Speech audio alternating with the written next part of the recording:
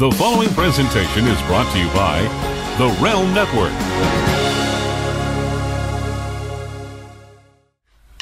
It's right about time again to swerve again, confuse the general fans again.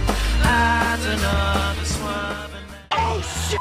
It's Vince Russo! Vince McMahon's best kept secret. I am the anti-Christ of professional wrestling. David Arquette won the world title. I've got a wife, 3 kids at home, and I really don't need this shit. How can this show be so awful, Mr. McMahon? I didn't think it was. Viagra on a pole match. And Hogan, you big bald son of a bitch, kiss my ass. Judy Bagwell on a forklift match. McMahon, the family, the Rock, they screwed us all. Now you're the editor, right? Mankind did it! Jumpy, beat me! Goldberg steered Russo out of the cage! I'm from New York. I'll get downright nasty. This is Vince Russo's The Brand. Shannon, well, Shannon, how you doing today? Doing good, man. Now that we're finally connected, the storm's got me going crazy, man, trying to figure out all this technology, and I don't know, it's not my thing, but I got to jump on board, for the future. Bro, you have to. Hey, bro, I got to tell you, the worst thing is when I try to get the old timers on the show that like never worked a computer in their lives, bro. You have no idea what that's like. But listen, man, I'm not computer literate, so you and I are in the same boat. So you got nothing to worry about. We're here. That's all that matters. Yeah. Nah, man, it's good to talk to you. I haven't talked to you since, I guess, TNA. I guess that's the last time I spoke to you. Yeah, probably. Yeah, probably since I left, and I think you had left there after I left TNA. Yeah, I quit. I couldn't take it no more. Yeah, after you go. Yeah, we're gonna talk a little about that, bro. I gotta ask you this though: Are you sporting a mohawk under the hat, or is the mohawk gone, bro? Now Mohawk's gone. I'm back to 3-count hair now. Yeah, bro. A more mature and grown up 3-count. Yeah. You know what? I got to tell you something, Shannon, to be honest with you. And listen, I'm not blowing smoke up your backside. I'm about 20 years older than you. Right. But Shannon, I think, like, you were the guy, like, I always wanted to be. For a number of reasons. First of all, bro, you were always tatted up. I loved the tatted up, bro. Then on top of the tatted up, we had the piercings. Right. Then on top of the piercings, we had the mohawk. Right? Then on top of the mohawk, we might have had, bro, the cherry on top, the hot wardrobe girl that everybody in the WWE wanted, Shannon Moore walked away with. So, bro, like you got a lot of things that were really, really, really cool to me. Yeah, I don't know. I just, especially from the time in WCW, like everybody, like from the 3-count time, even with the 3-count gimmick, like I thought it was cool, but it wasn't me. Like it totally wasn't me because like I wanted to be a rock star. I always wanted to be a rock star, and like as a kid, I played guitar and I always wanted tattoos, and that was just my thing. And as soon as I turned 18, like that's whenever I started getting tattooed up, and then. Whenever I went to WWE, they wouldn't let me be me. Like I wanted to get tattooed, and finally I went to Stephanie, and I remember just telling her, going, "I'm gonna get a little dragon tattoo on my shoulder." And I went home and I sit in my buddy's tattoo chair for 9 hours, and he sleeved out my arm in 9 hours. So I did a complete sleeve in 9 hours, and I come back the next week, and I'm actually the one that started the tattoo policy in WWE. Like after like. Wait, Shannon, you broke up there a little bit on me. What's one week they put out because. Wait, Shannon, you broke up just a little bit. I heard you say about the tattoo policy. What is that? Just it's in your contract, I guess. And I guess they're right because they put all this money into your image on TV. And one week you show up looking one way, and then the following week you show up and you're completely tattooed up. So I guess it's something to do with the policy and all the contracts. But now there's an actual tattoo policy in the contract. Like it's a pretty big deal now. And what is that you can't get one without getting permission? Yeah, you have to have permission. Wow, that's kind of, bro. Listen, I understand getting the big money contract, but then on the other side of the coin, it kind of prevents you from being you if you want to get a tattoo, you know. Yeah, I'm not sure if it's as strict as it was, but I know after I got sleeved out, like they were hot, like they were really mad. And by that point, I was just at the point where I just wanted to be me, and like, dude, I was going through such a mental change. And that's just whenever I would just show up and I would have a new tattoo here, a quarter sleeve there. And eventually I just ended up tattooing myself, and I didn't get fired for it or fined, which surprised me because I expected to at least start to get fined. Hey, Shannon, let me ask you this. I would assume, because, bro, you remind me of that Rebel guy. I mean, you really do. The guy that walks to the beat of his own drum. And I love that, bro. I've always loved that. But was that early on as a kid? I mean, when did you realize that, you were a little different than the other kids? I didn't have – well, honestly, it started way early. I really didn't have a choice, man. Like, here's a little backstory on me as a kid. Number one, my grandfather was murdered whenever I was a kid. Like, he was brutally murdered by two guys, like stabbed to death over like $10. So that was the first thing I went through. Then I have a brother that's been in prison his entire life. Like, pretty much. The last time I seen him was when I left TNA. He got out of prison. He did like a 10-year bit, and he got out of prison, and he was out for 3 weeks. And the first time I'd seen him in years, me and Julie, we were, this was whenever we lived in North Carolina still, we pulled into our house, we went to get food, and the cops had him pulled over in our neighborhood. And like, he'd already got in trouble in my neighborhood. Oh my gosh. So, I pulled over, asked the cops what was going on, and the cops was like, well, we seen him looking suspicious and da-da-da. And I was like, look, let me handle this. Like, don't arrest him. He just got out of jail. Like, just. So anyways, I talked him out of not, I guess, taking him to jail immediately. And for 10 minutes, that's the last time I talked to him. He's back in prison now. So he was in prison pretty much. And then from there, like from there, whenever I was 8, my dad, he was in a car accident, and he was paraplegic. God, bro. Yeah. I had no idea of any of this. Yeah, so whenever I turned 8, that's when I started training to wrestle. Like, that was whenever me and Matt and Jeff, like, we were we'd build our own wrestling ring. And, like, I was 8 years old already jumping around the ring. So bro, Matt and Jeff were a little older than you, though, right? I knew that I had. Yeah, Jeff's 2 years older than me. Matt's 3 or 4, I think. So, bro, you started doing that backyard wrestling crazy stuff at about 8 years old? Yeah, 8 years old. Now, bro, so your father was a paraplegic, but him and your mom were still together. I mean, you still had your parents together, correct? Yeah, my mom, she supported my dad. She pretty much, because she was a nurse earlier on. Whenever I was 5 or 6, whenever she quit being a nurse, because my grandmother come to live with us, and she was an alcoholic. So my mother had to quit work to take care of my grandmother. And then just to even show you just how strong of a woman my mom is, man. Like, my mom, my brother that's in prison and my half sister, their dad, my mom walked in on him. He shot himself. Oh my! She's seen that happen, and on the half brother that drowned. Oh my gosh, bro, that's unbelievable. And then I got my brother now. I've talked to you before, but I don't know. I've always wanted to do it. I about joined a 1% motorcycle club, but I can't really talk about which one it is just because my brother's still affiliated. But he's in my brother I get along with real good. He's in a 1% motorcycle club. What does that mean, bro? I don't know what that means, a 1% motorcycle. What does that mean? It's like your, I guess, like your Hells Angels or whatever clubs like that. It's just So my brother, he's,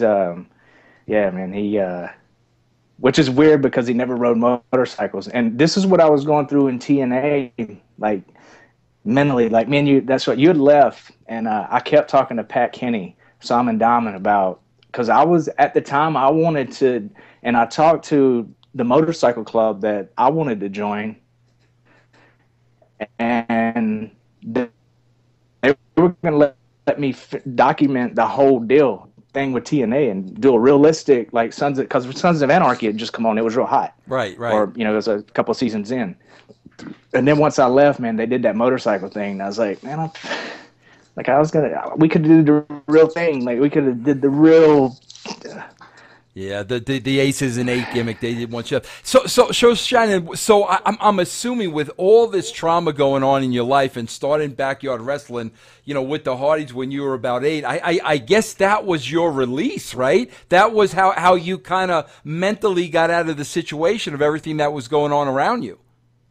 Yeah, it was weird, man. Like, I knew that I had to escape. If I didn't, I would either end up dead or I would end up like, I didn't want to end up like my brother in prison, because I've seen him do some things. And as a kid, I'm talking about 4 years old, just some things that man, I've seen him beat his girlfriend with a baseball bat, like just standing over, like something you see in a movie, Yeah. And like just sit there and watch it. And like, it was just, it scared me as a kid, the stuff that he would do. And, whether it was, my dad having to, as a, I don't know, 3-year-old or 4-year-old, seeing my dad kick in the bathroom door because my brother that's in prison is shooting up heroin, and, like that whole thing, like, my early, as a kid, man, like I've seen a lot of, I mean, I didn't have it bad neither. To me, I think it's normal. Like, a lot of people were like, man, we never knew that about you. And, they've never said that about you in wrestling. And I've always wanted to tell that story. I wanted somebody to tell my background story, because like nobody knows who I am. And I'm guilty of that too, bro. I never did either. But I mean, bro, that's an unbelievable story. And, bro, I can imagine, your father becoming a paraplegic in a car accident. He was probably dealing with that your whole childhood. I'm sure, depression goes with that. And, I mean, that's a whole other issue. So with your brother was having problems with the law. Your father was going through this. You were probably, even at the young age of 8, you probably left to your own that early on. I mean, for a lot of the time, I would think, no? Well, that's whenever me and Jeff, we really become really good friends. Like, we become like inseparable. And I would walk a couple miles to Jeff's house just to get away.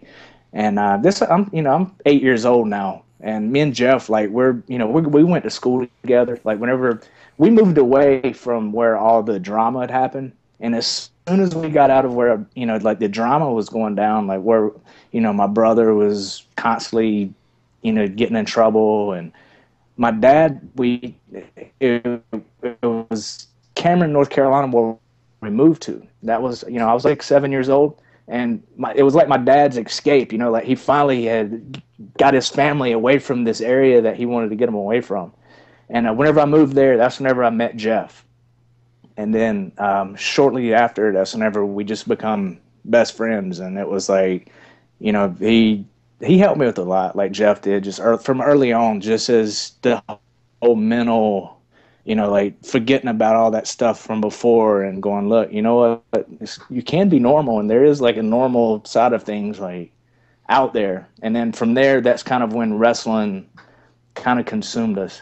Was their parents and their growing up, Jeff and Matt, was it a lot more stable than the situation you were in? I mean, did they more or less have a normal family? Well, they went through the whole thing with their mom, I know, with cancer. Yeah. But that, from the time I was probably 9, I would say me and Jeff, our lives were kind of, pretty much the same, going through the same issues, and just kind of a middle-class family type situation where, you have your problems and stuff, but it wasn't like, from the time I was 9 before where, I'd see, or, expect, because once my grandmother died, that was kind of like the end of all the drama. in my family because, you know, she died of Alzheimer's. And alcohol died. Everything kind of calmed down a little bit.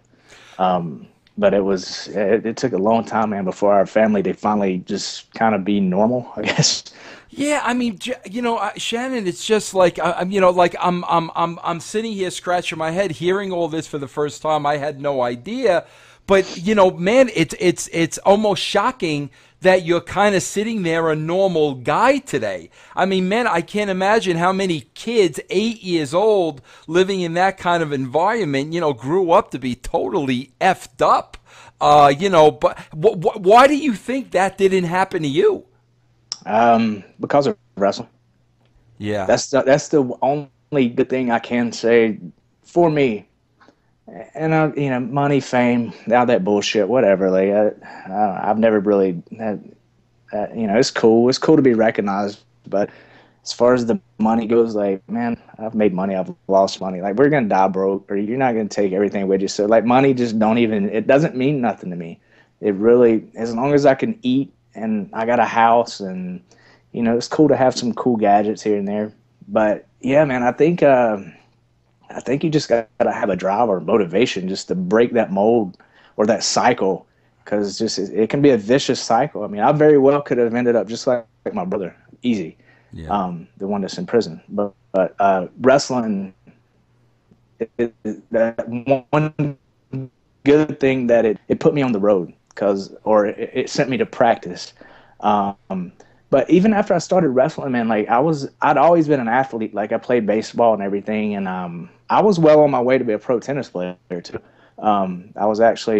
That was in middle school, going into high school. I had to decide whether or not I wanted to pursue tennis or keep wrestling. Man, I chose wrestling.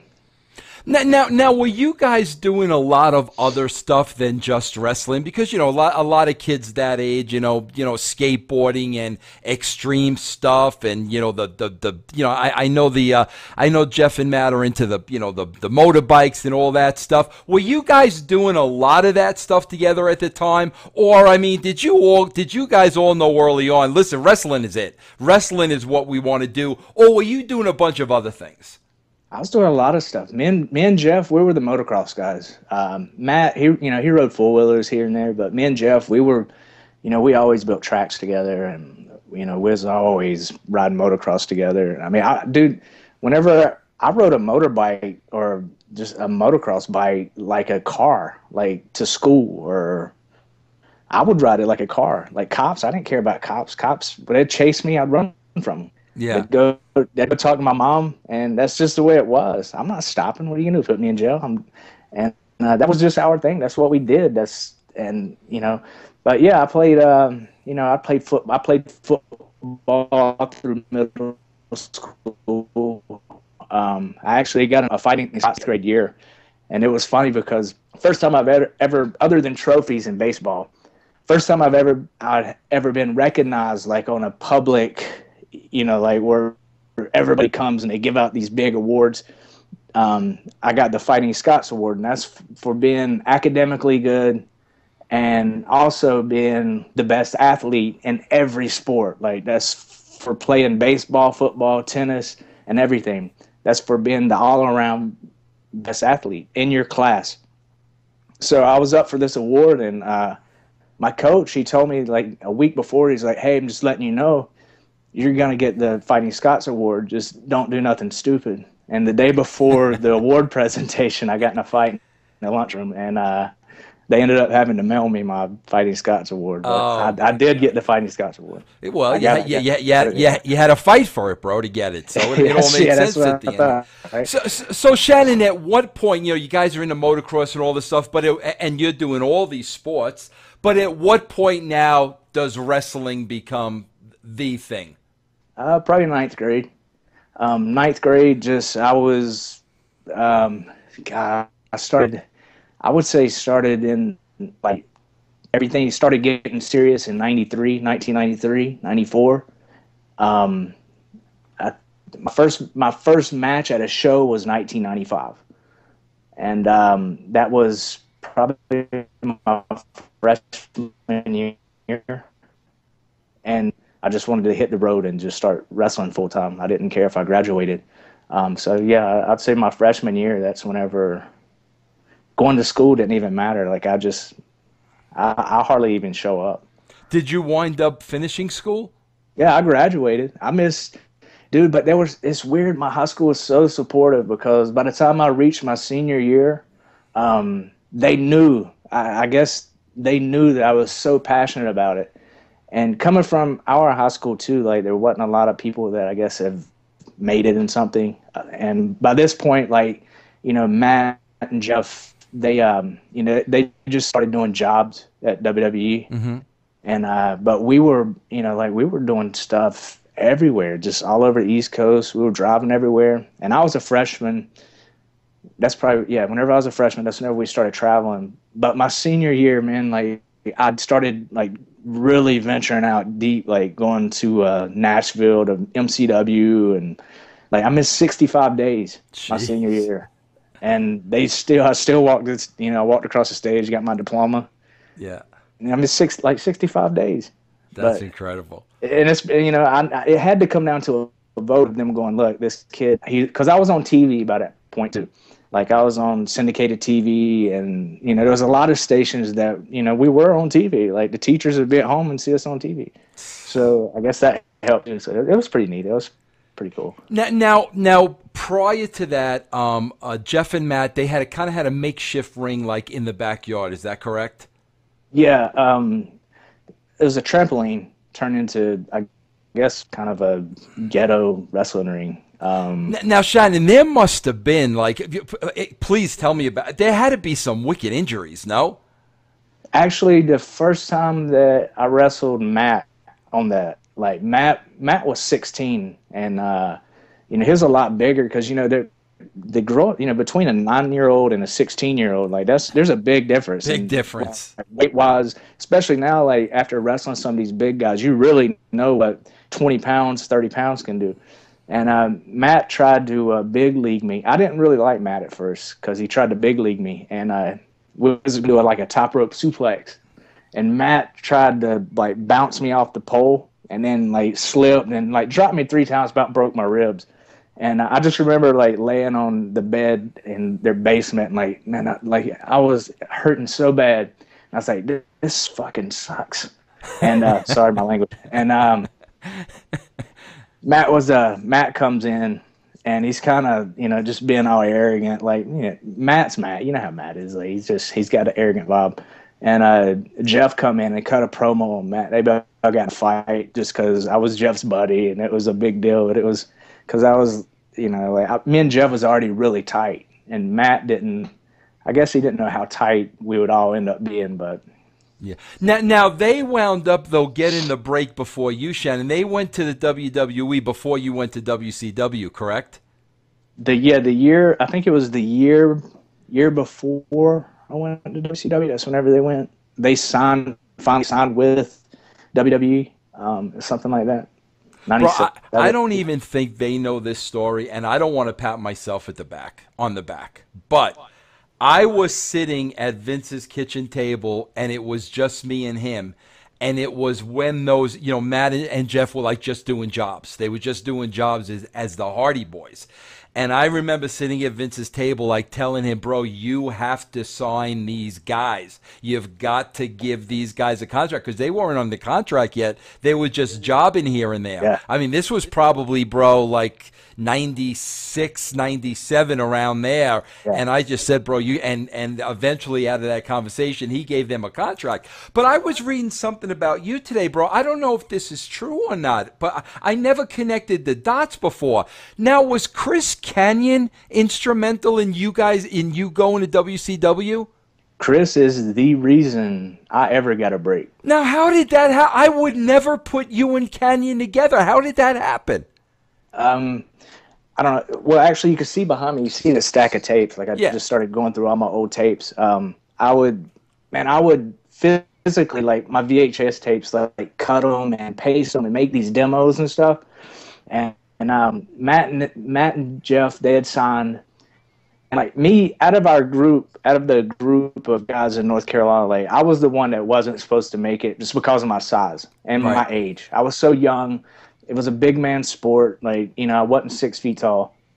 And, but dude, like something inside, I was like, I'm going to make it. I'm not even worried about it. Just feel it. Like, I'm not sweating it. And, I remember going to Matt, and, at this point, I think the luchadors were in, WCW, and like Ray and all that stuff was going on. And I remember Canyon, Matt talking about how cool Canyon was, like meeting him at WWE years prior, doing some jobs or something. And I just went to Matt and I'm like, hey man, what if I call Chris Canyon? Have you got his number? And he's like, well, you could try. And I was like, well, I'd like to call him and just see if maybe he can get me in the power plant. I'll go to the power plant and just at least work out. If I can just go down and work out, I'll drop down and just work out. I called Chris Canyon, and he didn't answer. I left a message. He called me back, and this was like on a Wednesday. I can't remember. I think it was like a Wednesday. The next day, Chris calls me back, and he's like, hey, bro, it's Chris Canyon. I was like, hey, Chris, you don't know me, dude. I was like, you know, I'm friends with Matt and Jeff. I was like, but I'm on Music City Wrestling in Nashville. I don't know if you've seen any of their television or not. I was like, you know, I'm Shannon Moore. He's like, yeah, I've watched your stuff. He goes, dude, you do a lot of stuff that he goes, I'll try to watch a lot of people's stuff. And he had actually seen me on Music City Wrestling. And we talked for a while. And I was like, what do you think about the power plant? What do you think about me coming down? He's like, dude, you don't want to do that, man. He said, it's just basically a money racket, and it's just all the work. And, you know, just keep doing what you're doing.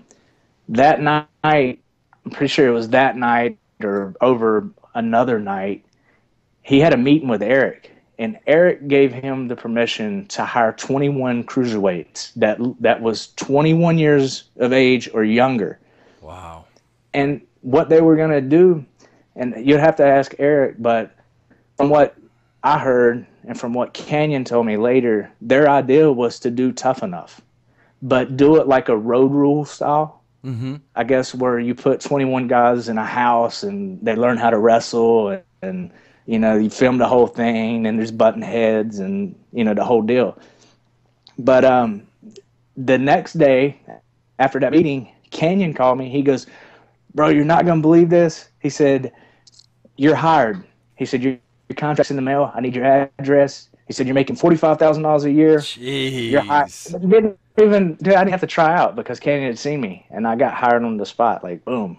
And I had a contract in the mail just like that. You know, bro, that tells you a lot about, you know, Chris Canyon, too, and the kind of guy he was. Because let's face it, Shannon, I mean, after that, you know, you got an education in the business.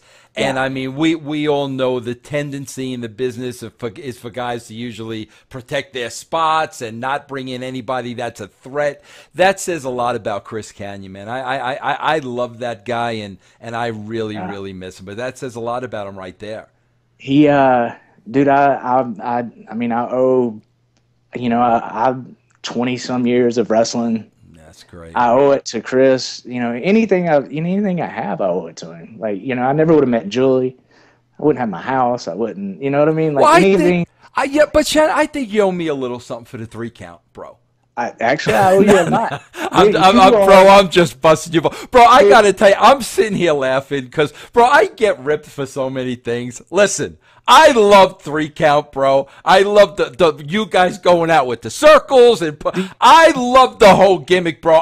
Kill me. I love the gimmick. Do you remember how the circles come into play? You got to refresh my memory. You know, yeah, I'm sure you've been through so much, right? We were in Washington, D.C. We drove up, me and Shane Helms. And Shane, he ended up getting hired with WCW later because I was under contract for like 3 months getting paid. And they finally called me and they're like, hey, you think you could come to South Carolina or Georgia or somewhere and just wrestle somebody? And I was like, can I wrestle Rey Mysterio? And they're like, no, you just can't wrestle. Nobody like that. They're like, can you bring somebody maybe? So I took Shane Helms down. And at first, I think they thought Shane was a little old for the idea that they had. And then once they seen him and then they met him, they ended up hiring Shane too out of that deal. And but yeah, we were in Washington. Me and Shane and drove to Washington after he had got hired to a pay-per-view. Can't remember what pay-per-view it was, but you were running things, writing the show, and I remember going in. We build up. We didn't know the game, man. We didn't know how it works. We didn't know So it's finally you build up the nerve. We're gonna go in. We're gonna talk to Russo and just ask him. Hey, when are we gonna start? Or because we had already did the 3 count videos with Jimmy Hart. Right. But there wasn't no start date. When they gonna start airing this? And or I think you guys have started airing some of the videos during the shows, but we hadn't wrestled yet. We wanted to know whenever we were gonna debut. And you were like, bro, he said, you guys have got to carry the green circles out. And we're like, what?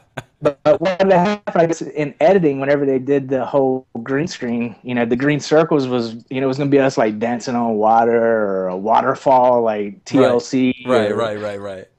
I guess whenever they edit, they forgot to add the water on the green circle.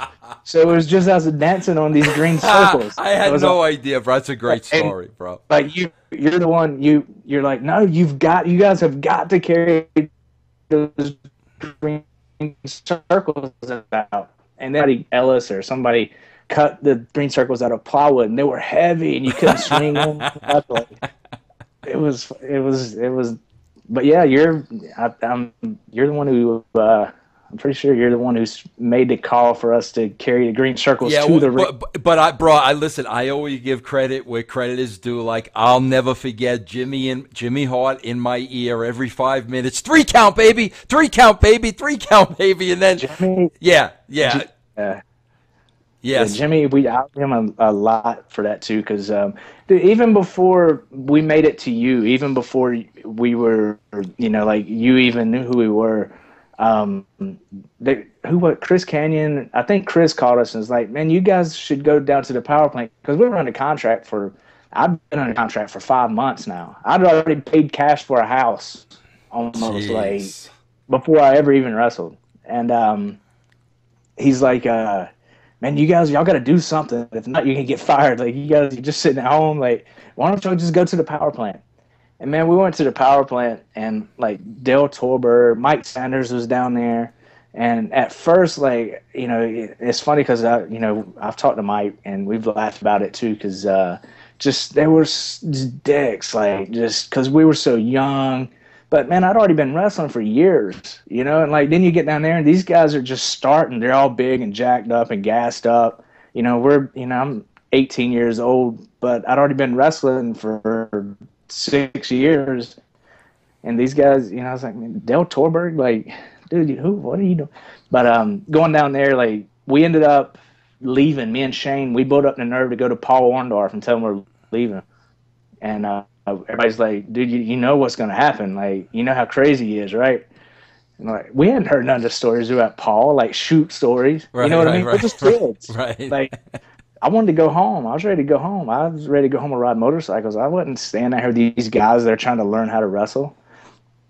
So me and Shane, man, we went in, and we had a plan. We're like, dude, if he goes for the drawer for his gun or scissors or whatever it is, dude, we're going to have to, attack this. Bro, wait a minute. Hold on. Bro, you guys really had this conversation. Me and Shane Helms did, yeah. All right, so you go in Orndorff's office, and what happens? We're going in there, dude. I'm ready for a fight. I know what's going to happen in my heart. I'm sitting there, I'm going, God, this ain't going to go good. Somebody's going to either die or this just ain't going to go good. We go in there, and we're like, Paul, I was like, look, man, my dad, he's paraplegic. I was like, my mom's having a hard time at home. I was like, I don't feel like we need to be here. We feel like that we're better than this. That's basically what we said. Oh, bro, okay. Paul he goes, I don't know why you guys are here anyways. And we were like, what? This ain't the way it's supposed to go. You don't know why He goes, I don't know why you're here. I was like, dude, I don't know. Canyon told us to come down, so we came down for a week. And he's like, you guys can go home. We're like, all right, cool. We shook hands, we left. next day, get a phone call from Jimmy Hart. Paul put us on a to be fired list, like immediately. And Jimmy Wait, had say that again. Could you cut out? What list did he put you on? just the to be like to release To us. be fired. Yeah. It was like immediately the next day, like Oh Paul my Orndorff was God. going to fire us because we, Right, basically bucked the system. We just went in and was like, Yeah. screw it, man. Like we're not staying here. We're going home. Next day, they were going to fire us. But Jimmy, that's whenever Jimmy stepped in because he had the idea for 3 count. And Jimmy's like, Paul, baby, you can't fire these guys because I got this idea for them. And like, man, Jimmy, he saved our jobs. And then from there, like, that's whenever the whole 3 count thing started rolling. Yeah. And we started smartening up a little bit. Like, Jimmy started smartening us up a little bit, like, as far as the politics. Like, that was my first brush of really the way. Just like that, bro. Yeah, just like that. Just, like, dude, I don't want to be, being honest, like, I was always taught to be a man. Tell somebody how you feel, and you guys discuss it, and you work it out, or you don't, or you fight, or that's just, I've always known that. Yeah. Bro, And, I've seen some guys get buried literally because they one of the boys, young like your age, would have a conversation with somebody in top management. And 99% of the time, the guy was really nervous and had a problem looking that management figure in the eye. Yeah. You know how many guys I saw their career ended because they couldn't look somebody in the eye because they were nervous? It could happen like that, bro. You saw how easy. But it was, like, it's sad to me. Like, that's my number one thing that I hate about pro wrestling is all these big men, and they're manly men.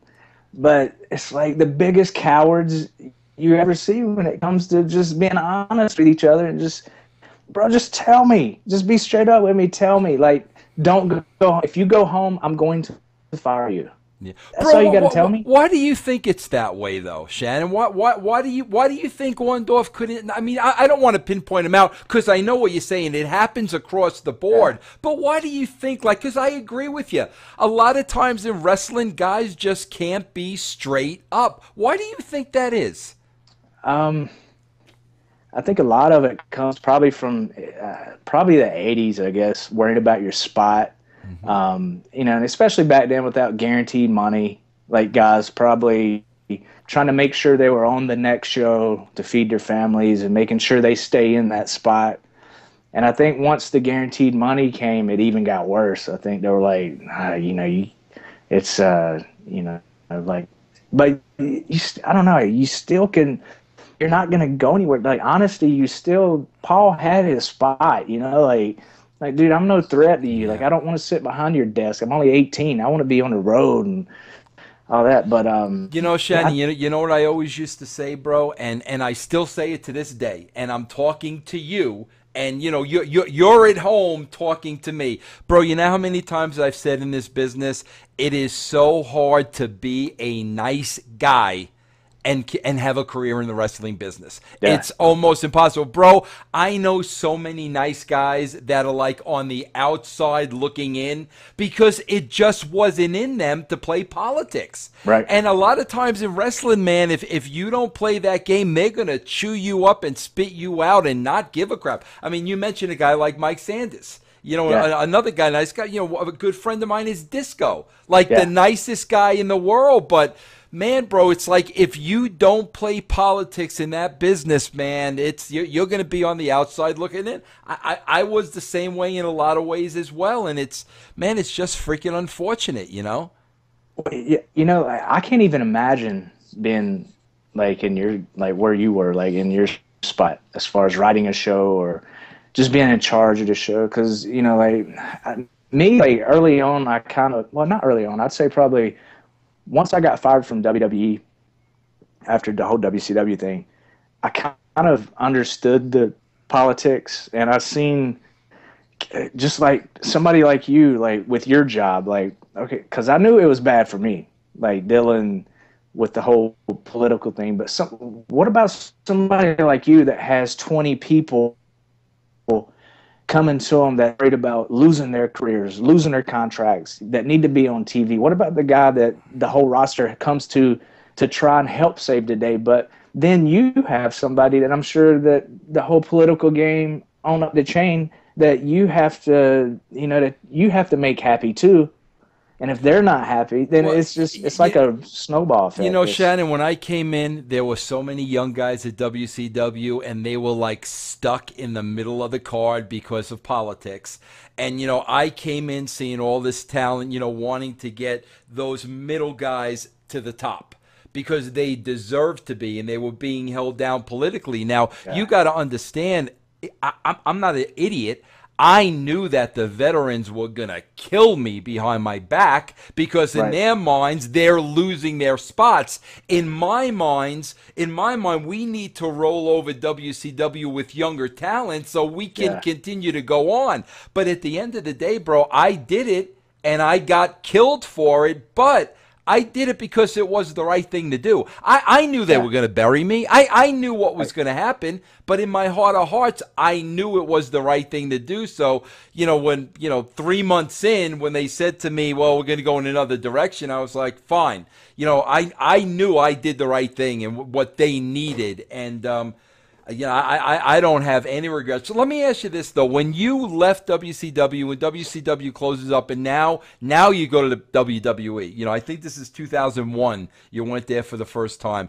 I mean, was it like night and day? What were the biggest surprises to you going to WWE from WCW? Oh, dude. Well, I didn't... At the end of WCW, it's like I've heard you say it, and a lot of guys say it. They seen the writing on the wall. They knew WCW was going to close and the whole deal. It's like me, I was too young, man. I didn't know. It was going to close because, man, we just come off the whole spring breakout, was it 2000 or 2001 tour where we had a tour bus. 3 Count had a tour bus. And it had our pictures on the side. And we went from college to college. That's incredible. For 6-7 months. And out with Ricky Rackman and the Nitro Girls, we went from college to college partying. And they would film 15, 20 seconds of footage of us. Just, hey, we're at Duke University partying. It's just 3 Count. Make sure you catch up with us at Spring Breakout 2000 at South Padre Island. And, dude, we'd just come off of that whole 6 months. And I was banking money, just because my contract, anything over 60 days or something like that I work, I get a $1,500 bonus. So here I am. I've already, within 3 months into the year, my bonuses have been met. I've made my contract, and now I'm making my contract plus another $1,500 a day, my bonus. So just, man, I'm making money, and I got a tour bus, and then we have that spring breakout show, and then we end up with that walking in that day, and it's like WWE this way, WCW that way, and it's like, I'm like, what is this? And I didn't know what was just gonna happen. Yeah, I was scared to death, man. I just went in, and I remember Jarrett, Jeff Jarrett, because me and him would hung out some, and out of the, I guess, top guys, besides Canyon and people like that, like Jarrett, I hung out with him a lot in WCW. I hung out with all the party guys that would go out to, Conan and Disco. Disco was always at Ray, and we'd always go to the club, and it was just. I think we'd even been out the night before, just having a good time. I think that was whenever I think Steve-O and them were in town, if I'm not sure, from Jackass. That was whenever he got thrown off the bar and. Over a balcony or something. Just all kinds of stuff. We're having such a good time, and then you go in and you don't know if you got a job or not. And it's like, oh, man, how does this happen? How do you go from just, being so sure of something and just to just not knowing, in a matter of just days? Yeah. It was... Yeah. But, yeah, WWE, man, it was totally different. But I sit home for probably 3 months. I had to call them to do anything with me.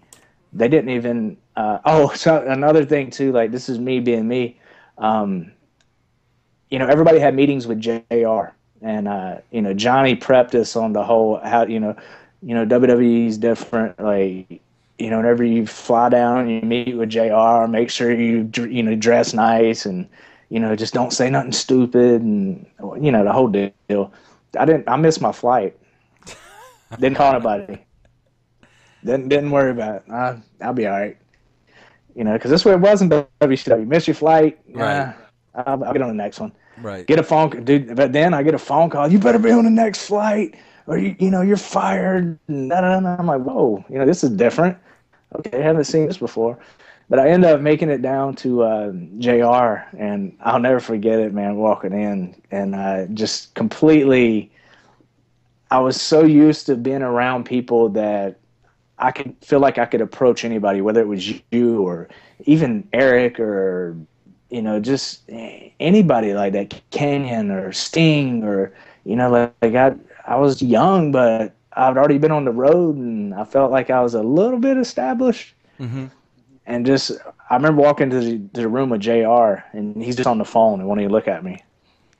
And I'm sure he had to know that I missed my flight. So it was it was one of the things where I sit down in a chair in front of him, and he was he ended up though, he got off the phone. He's like, that's Mick Foley. That's a hell of a guy. And it was just silent for a little bit. He's like, so how is it, kid? And I was like, I'm good. I was like, how's things with you? I was like, what's the deal? And he's like, well, you're in good shape. The whole spiel. He probably hadn't even seen me wrestle yet. And, you're talented. We're going to do a lot with the Cruiserweight division. And come on, we look forward to working with you. And then after that meeting, I sit home forever. And I finally called him because I was home for so long. Like, I felt like I was getting just ring rust. And I wanted to stay in shape. And actually, Blue Meanie and Jasmine St. Clair were on this tour in Europe. And somebody had called me, and I was like, dude, I'll do the tour. And I was going to go on tour with somebody else in Europe. Right. And I called JR or Johnny, called somebody and told them that I wasn't going on tour. I was like, just to keep my ring ability up and, to keep my wind up. And, dude, the next day, I got, at the time, it was the worst news ever. Hey, Shannon, we need you to go to Cincinnati and just, you can keep your ring rust off there. That was whenever they started the whole HWA thing with Les Thatcher. Yeah. So they said I was going for a week. Oh, I stayed there a year. Oh, boy. Yeah, a year. Well, how was that mentally for you, bro? Oh, dude. Well, at that point, I'd had a house that, I'd paid for. I had just cars and motorcycles and jet skis and boats. And, dude, I had this lifestyle of a 21-year-old that was, it was pretty sweet. I didn't live in a mansion, but, I had some pretty sweet stuff. And at the time I was engaged. And then all of a sudden I get shipped off to the boneyard, man, for a week. So I pack a week's worth of clothes in my wrestling gear. I'm like, I'll be back in a week. And then I'm going a year. Jeez. Yeah. So it was hard mentally. At first it was really hard. And I'll tell you why. Bro, I'm surprised, though. I mean, the type of person you are, I'm surprised you stuck that out for a year. I mean, why did you? Yeah, we made it fun. Umaga did. Once I got there, and first thing that happened, like Kevin Nash, I owe Kevin a lot of credit too. Like you, whenever I was 3 count, like Kevin, he kept us on TV whenever I guess he had the books. And he's always been pretty straight up and, with me, like I've never had, I love Kevin, man. I think he's great. With me, and this, personally speaking, like he's always did me right. He's great. He's always been cool with Julie, and I've never heard nothing bad out of people that are like me. You know what I mean? Right. To piss Kevin off, I guess you probably just, some people deserve it. I'm sure.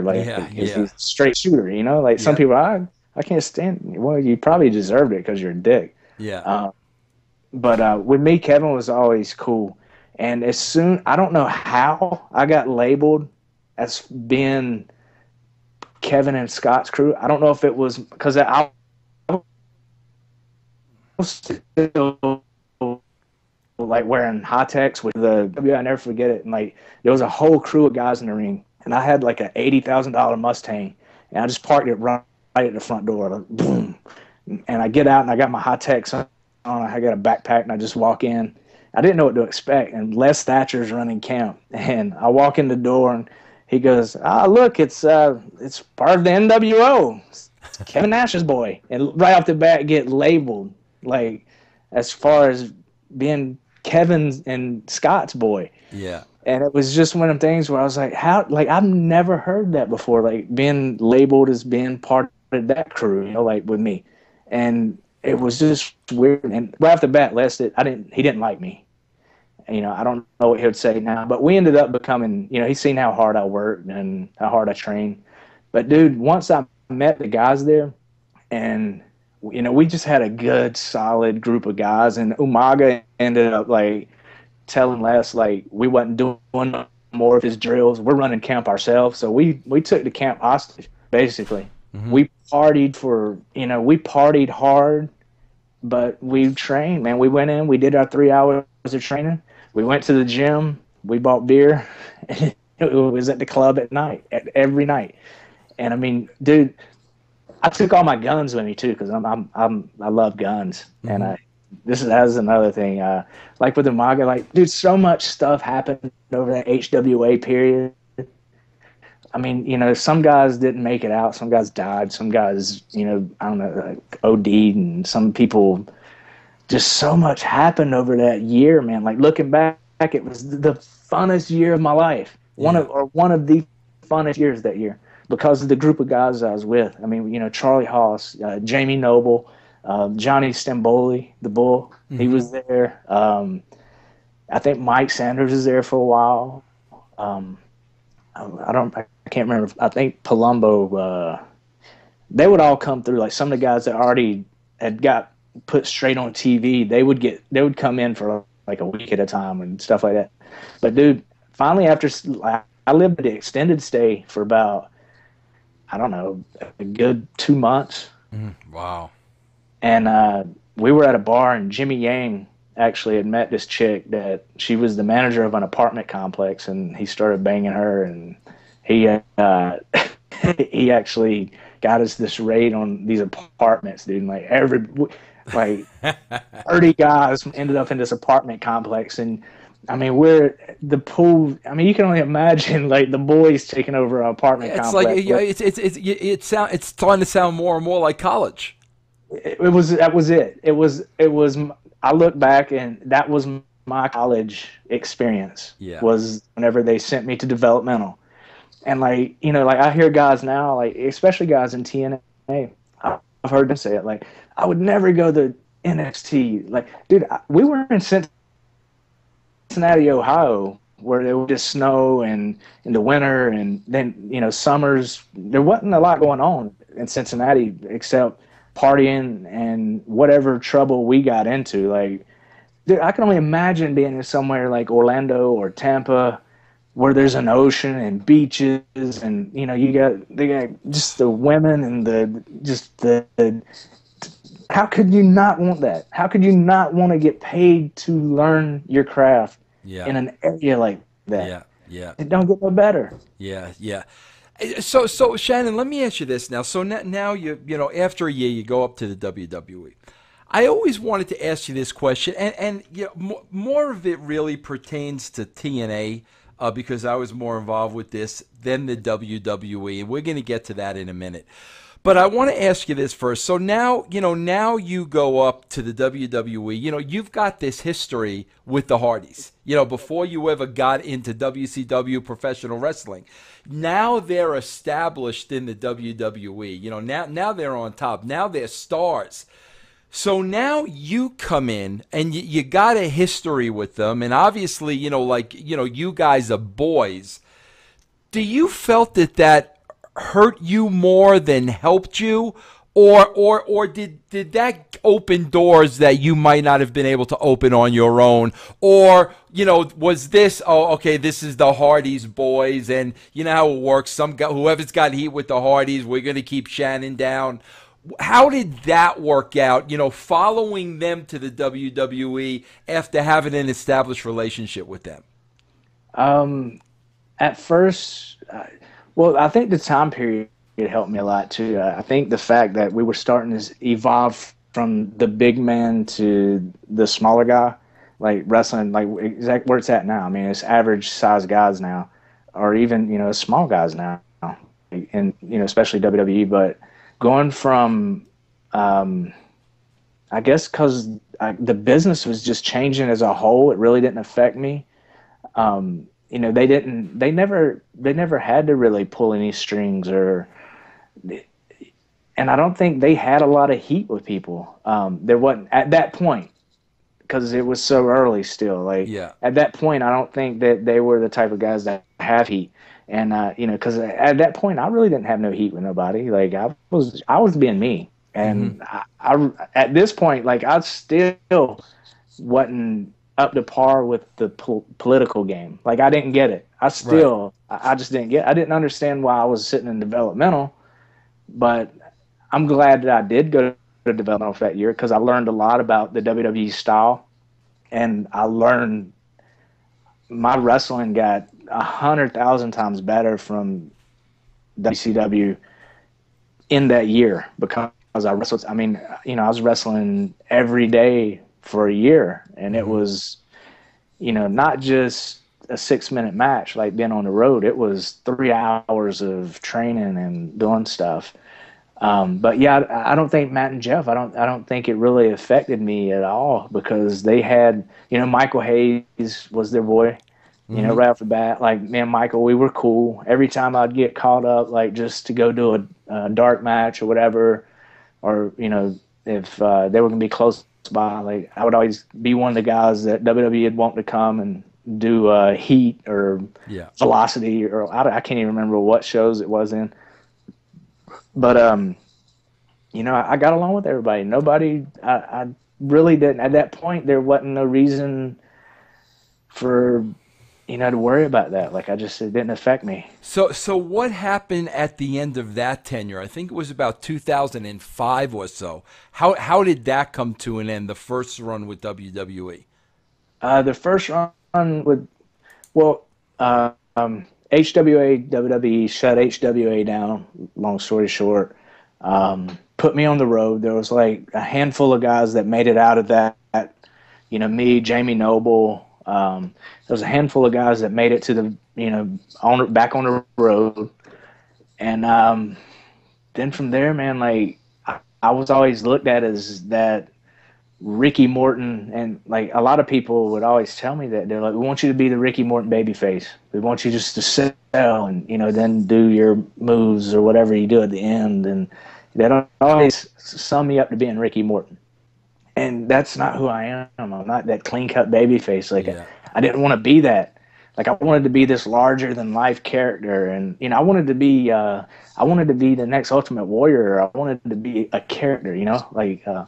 At that time, even like the Brood, they had the Brood. Mm-hmm. There was stuff like that going on. I wanted to be that larger-than-life character that, especially because we did the 3-count thing. I've already got just a little touch of fame and, that whole deal, and it felt good.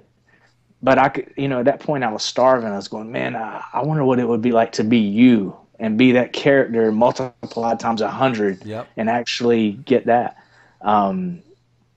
So yeah, just years of just chasing that, and even then on the road, like, WWE was still fun to me, because like me, I love the party. I'm a big partier. Like, I love the party, and especially then, like, I was still going out every night, partying every night, going to the gym first thing, then going to work, do my job, then repeat. And my body was feeling good. I wasn't broke down. Like, I didn't have nothing that really bothered me. But at home, my home life was falling apart. At that point, like, over these years, like it just, like I got not work, but I got rid of the house that I paid cash for and got the bigger house and, that whole deal. Yeah. And I was miserable at home, man. Like I was so miserable, just so unhappy. Like I didn't have no support system. Toward the end of my first WWE run, I think it was my first. I think that's probably not. It might have been my second whenever my dad died. But my dad was getting real bad off, and just at home, like it was so much, man. Like just going on, like because at that point I was married for the first time, and my wife didn't. Which you were standing with Terry. Terry tried to hire her in WCW one time. And I was like, no, there's no way. But it's just things were just starting to get just bumpy, man. Like I was starting to lose control a little bit with reality. Yeah. Not because I thought I was a star, just because I was really being me more on the road than I was at home. Yeah. And whenever I'd get home, like I would be shackled, and then I would be shackled at home. I'd be shackled by WWE at the time. Like they wasn't really doing much with me, and it just. I mean, at the time I was talking to Jarrett, like, man, like, dude, if I quit here, like, can I come to TNA? Yeah. And he was like, just stick it out, dude. Just stick it out. Just don't. And just finally, I ended up getting fired that first time. And that was probably the best thing that could have happened to me at that point.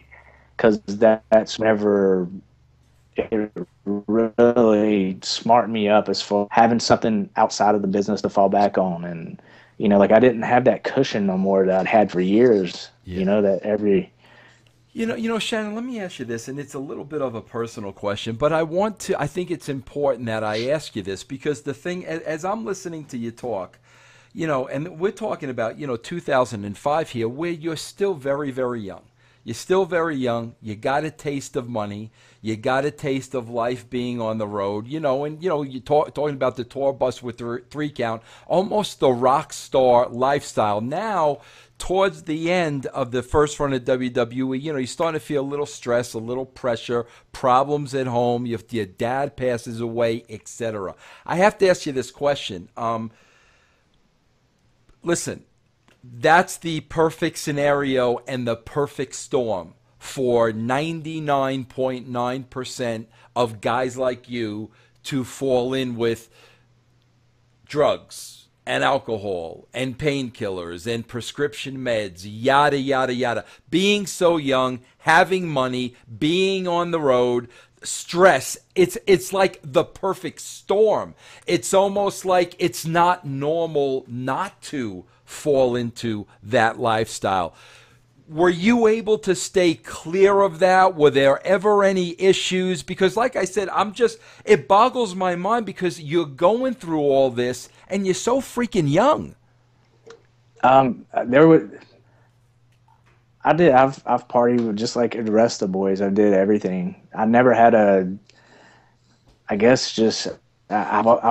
knew when to turn it off and when to turn it on. I knew, when I had to go to work. I knew that I needed to wake up and go to the gym.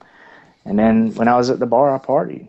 If I was at the hotel, I partied. But and actually once I get back to WWE for the second time, I'll go into that. But, yeah, man, like there was one time where I got a little crazy where it made me go, okay, you're either going to die or you're going to listen to this certain person. And once you get there, it'll fall into place once we get there.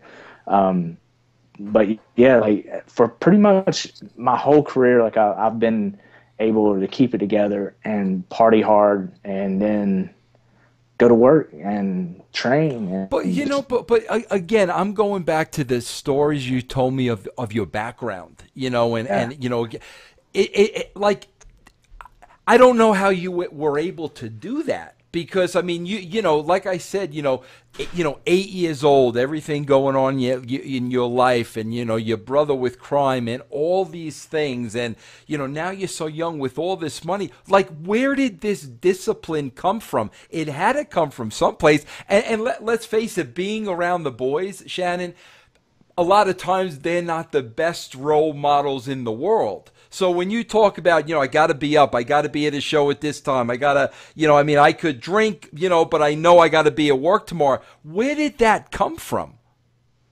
The sense of responsibility, I guess. It had to come from somewhere. My dad, man, I do remember my dad worked 3 jobs to support us, like whenever he was working, he wasn't in his car wreck. I remember going to work with him just to spend time with my dad. I had to go to work with him. And like he did carpentry and built houses and stuff, and I'd go to work with him, man. I seen how hard my dad worked. That's just something I always kind of kept in my head is like my dad, man. Like if he can work as much as he worked, like and keep it together, like there's no reason why I'd been on the road I couldn't. So I kind of chalked it up to that, and then with my mom, the situation she was in with my dad, like here you are, you're on the road, you're making really good money, you're doing what you love. You can go out, you can party afterwards, but, your mom's at home, and she's stuck at home 24 hours a day with your dad. Mm. She's never been out of North Carolina, like other than maybe a vacation to Florida twice in her life. So I always thought about the stuff like that, and it just kind of kept me grounded. Yeah, well, that's good for you, bro. Yeah, I mean, that's because, like I said, everything you are telling me, it's like it was the perfect storm to fall into that trap that a lot of guys do. Let's face it. Now, you had mentioned you leave in 2005. I know you go and you do a little bit with TNA, but then you return to WWE like from 2006, 2008. Was that the time you were talking about where you caught yourself before something really bad could happen? Yeah, well, I went down to left WWE, went to TNA. Long story short, I was there for months. That's never I really once I left WWE. I was going through a divorce at this point. Me and Julie, we'd just getting together. I drove down the week after my 90 days was up with WWE to Orlando just to hang out with Jeff, Jarrett, not to get a job, not to talk business, just to go hang out, just see the product. I've always kept in mind, just keep your gear with you. That was put in my mind, like, you never know, keep your gear with you. Mm-hmm. And I had this new character that I've been working on, and Julie, she'd been making me my gear and all my expensive jackets and all that. And Jeff he wanted to see it. He came to my room and wanted to see it. And they first put me on TV that week, whatever their like overseas stuff is. And then that led to them put me in the ring with AJ, and like I was in I don't know if you main event. I'm not gonna say I was a main eventer or all that, but AJ, that was their boy, and here I am in a program with him, and I'm like, hold on, I got some leverage here, and like I was like, I'm not under contract, but I knew I had a little bit of leverage, like to make some money, but it was hard for me because this politics are kind of coming to me because what I've been through in WWE, and I'm kind of now they're introduced to me. And one of the hardest things I've ever had to do was make this decision. And like Jarrett was there, and I was like, dude, I don't want to do this because Jarrett's my friend and he's been so good to me. But God, man, Dixie's got to give me a guaranteed contract. Like, I need guaranteed money. Mm-hmm. And I asked her about it 3 or 4 times. I always got the answer of, we're working on it. I called Julie. It was a pay-per-view. I think I just got done with a pay-per-view. I was feeling really good about what I was doing in the ring, what my character looked like. Like, my character looked killer. My body was really good, like in really good shape at that point. Called Julie, and I'm like, look, they still didn't give me a guaranteed contract. What do you think I should do? And she said, baby, you just got to make a decision. And I was like, all right, that's cool. I was like, well, what if I call the office and I try to talk to Vince? And, dude, I ended up calling, I'm not sure if it was Vince's office phone. This is just me being, wacky. Like, who does this? Like, just, Right. You know what I mean? Like, looking back, I'm like, who would ever do something like that? Like, call Vince's phone and go, hey, Vince, it's Shannon Moore. I don't know if you've seen what I've been doing on TV, but I want to come back. And I basically did that. And then Julie took, like, 8 by 10 of my new look, and somehow Vince seen it. And, like, before I left for that week of tapings, Johnny calls me. It was like we finished up Impact, and, like, I'm at the hotel, and I get a call from Ace. And, you know, there had been some, I don't know. Johnny just, you know, Johnny, he's the talent relations guy, so he, you know, like, you can't say he don't like me, but at the same time, it's like, this is the guy that's fired me. Mm-hmm. He calls me and has to rehire me. I went over his head. You know, like, he has to call me to let me know that Vince wants to hire me back. And, like, I didn't even think that this was going to be anything heat-wise that would come back to haunt me by calling Vince. Right. I was just calling a man on the company just to go ahead and just get that answer, like, hey, are you interested or not? Like, if you're not, just tell me. That's fine. So that way I can just keep what I'm doing or figure something else out. Go to Japan.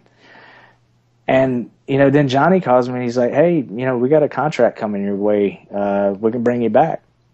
He said, it should be there by the end of the week. I was like, cool, sounds good.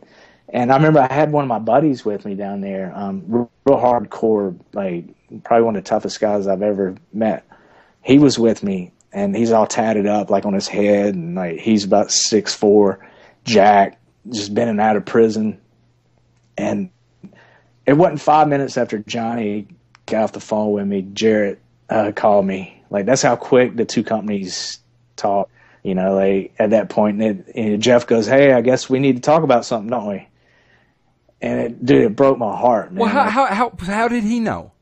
Somebody, from the time that Johnny had got off the phone with me, it wasn't 5 or 10 minutes. Like, I was just walked out of the DoubleTree, going to walk to a restaurant beside the DoubleTree. And it was literally minutes that Jeff called me. And somebody was talking to me. Somebody, you know, God. I don't know if it was I don't know who, but somebody knew that Johnny had made that phone call and called Jeff. And then Jeff's like, hey, I guess there's something we need to talk about. You're leaving, huh? And I'm like, yeah, I guess we do need to talk. I said, I'll come to your room after I get done eating. And that was whenever everybody would hang out. You know, everybody would hang out together. And after the show and, you know, have a few beers or whatever in certain people's rooms. And I just remember going, man, I don't even know what to expect. Like, you know, Jarrett's my friend. Like, is there somebody in there going to sucker punch me? And I had my buddy with me, and he's like, don't worry about nothing. Yeah, right. All right, he said, don't worry about nothing. And we got in there because, you know, you never know, man. You hear so many stories in this business. Of course, bro. You're paranoid. You never know. I get it, bro. I get it. And, I remember just going, I talked to, you know, I wish you'd stay. He's like, you know WWE's not going to do nothing with you. He's like, you've been there, you were miserable. And I was like, well, Jeff and by this point, the decision to go back was based on me rebounding from my divorce. Because at that point, my checking had already been taken because of my ex-wife, the equity I had in my new house gone, like all that. So now, you know, whenever I got divorced, I'm like, look, you know, she can have it all. I don't care. Take it. You know, I got a good girl. You know, by that point I had, you know, Julie. And I'm like, I got a good woman now she's more mature. She's not materialistic. I'll rebound off my career. You know, I'm young still. And, yeah, man, by that point, it was just a decision that I had to make just based on my divorce. Yeah. Man, I got to tell you, I am shocked that Jeff did not have Jeff has stopped talking to me after let's see, 94, over a 20-year relationship, he stopped talking to me like that. And that's why I'm shocked that, because I know you went back, and we're going to get back to that in a second, and I'm absolutely shocked that he did not take that personally. I think he did. I think that was the beginning of I think that did bother him a little bit, because since then, like, I've, like, we've talked, but it's just not the same. Yeah. Yeah. It's just, we'll get to it's just we'll get to that in a minute. So you go back, WWE. What was anything different, or was it pretty much same old, same old? It was a little different this time because I was with Julie.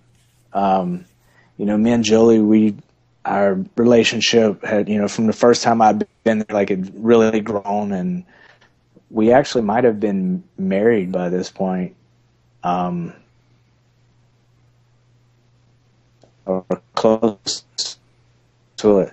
I kind of like just she was super cool. Like, she was on the road with me, and I was still Julie. She already knew what she was getting when she got me. Yeah, you know what I mean. Like, you already seen what kind of car I am. Like, I got some loose nuts here and there. Like but she was cool because at that point she was starting to idle me out. Like, really starting to help me slow down a little bit, a little less partying. But then, man, once I got there that second time and I got on the road for a while and got miserable, because another thing too, I threw a party at my new house that before I had to give it up, and a guy he's an older guy. I met him at the gym. I probably talked to him like 6 times. He was at my house, and he ended up running his car through my garage at night because he got drunk and drove through my garage. But anyways, he ended up getting in this bad motorcycle wreck and ended up in the hospital. And this is right when I get back, and was about to die. He was on life support, but he was going through a divorce at the time. He lived in my neighborhood.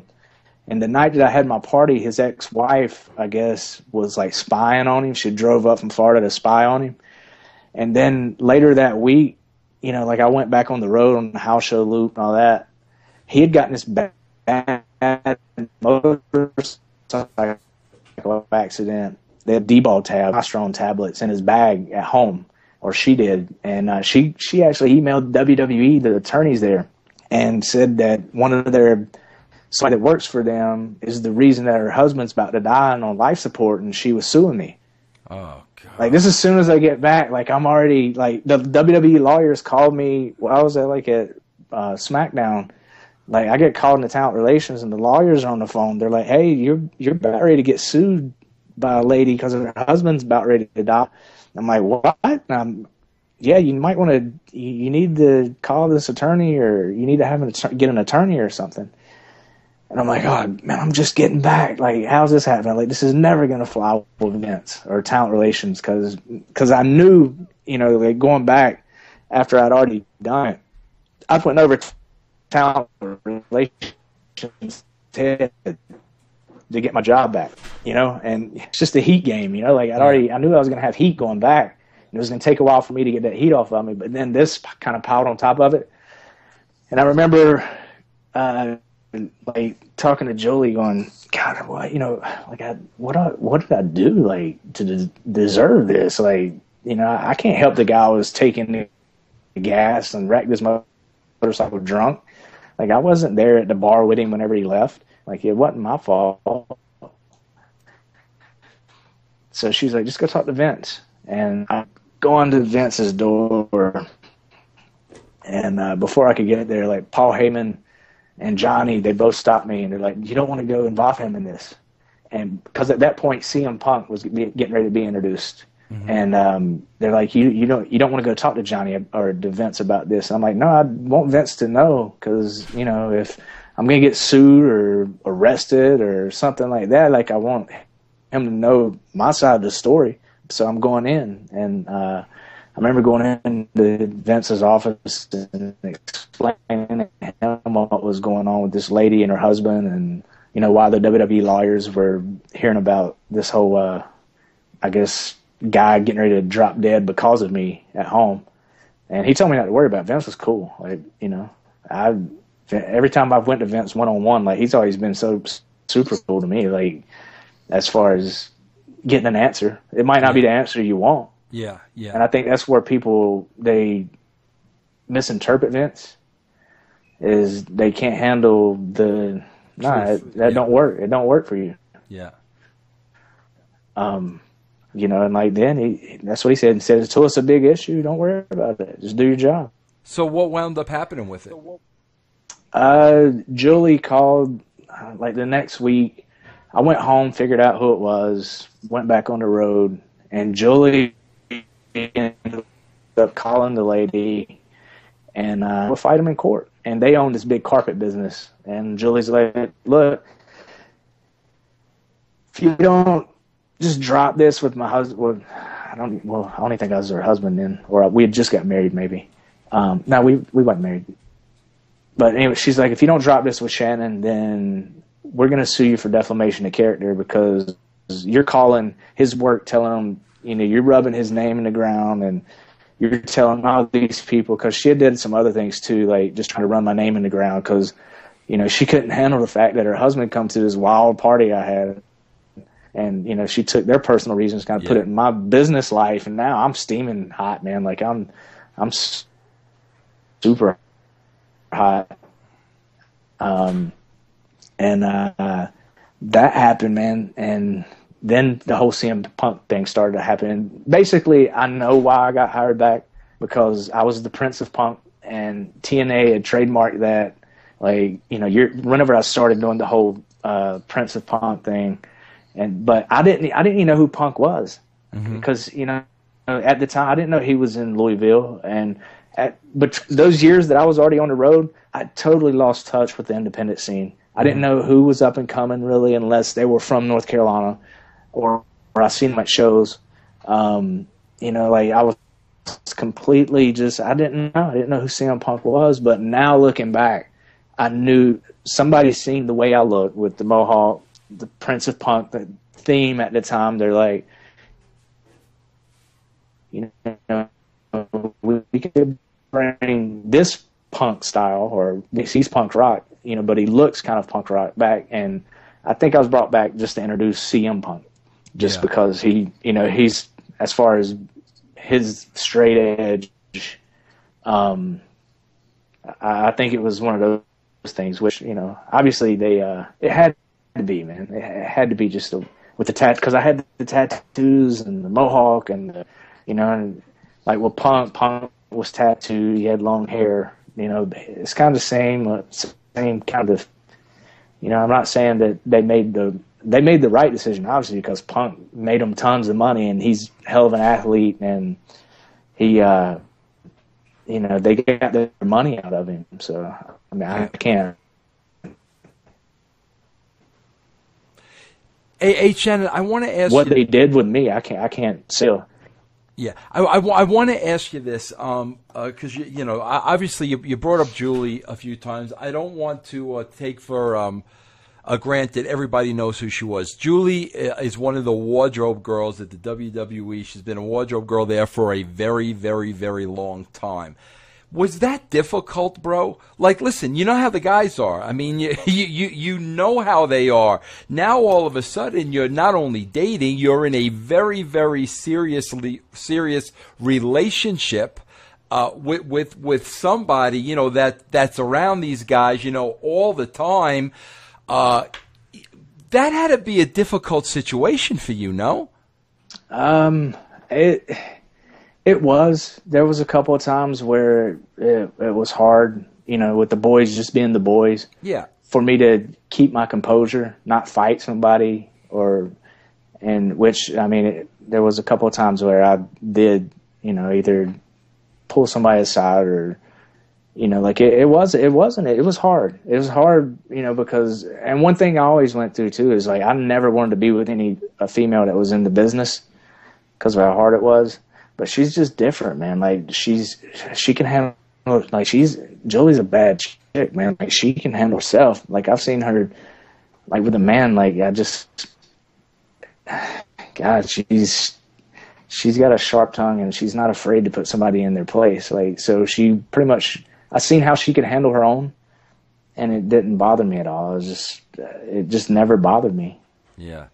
Yeah, no, because, I mean, I'm just asking because that had to be a tough spot. I mean, again, like you said, the boys being the boys. She's an attractive girl. It's not, it's getting serious. It's not just a boyfriend-girlfriend thing. I'm sure that got difficult at times. It did. It's super difficult. And I'm jealous too, man. Like, I'm super jealous. Like, and not, whenever I'm jealous and my mind starts going, like once I flip out, like I'm totally done. Like, but it never got to that because knowing her, like I knew her so good. Like I've never known anybody better than I've known Julie.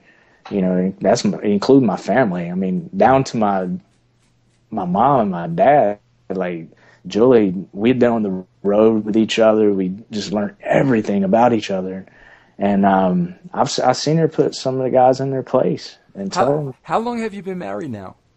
God, we've been married for eight years, I think. Wow, wow, that's terrific. Yeah, something like that. Now you had mentioned earlier in the interview the second time at WWE there was kind of a rock bottom incident for you. What happened? It come with I knew going back that I wasn't gonna keep the mohawk and all that. Like I knew they would end up changing my look eventually. I didn't know how soon it would be.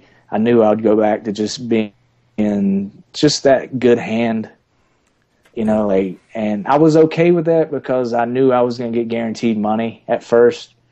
And by this point too, like the first time I got fired, the first thing I did, and Julie, she supported me on 100%, was we opened my tattoo shop. That was the first thing I did, was start a business. Because I knew at some point, like, wrestling wasn't going to be there and I needed something to fall back on. And just a lot of people thought I was dumb. So I ended up, like, the next 80 grand after I lost everything went just directly into my tattoo shop, which was really successful and took off the ground by this point of this second run at WWE. And Julie, she was super cool with just support me with that whenever nobody else would.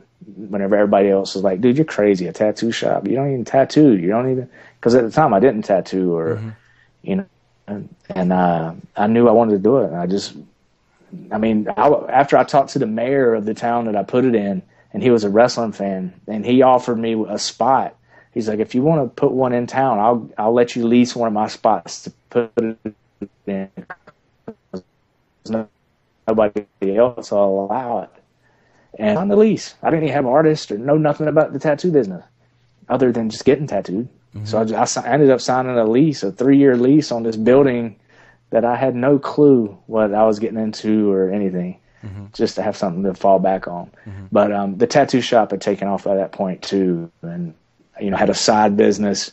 I knew that I was okay money-wise because of the money my tattoo shop would make. Like, I didn't need wrestling.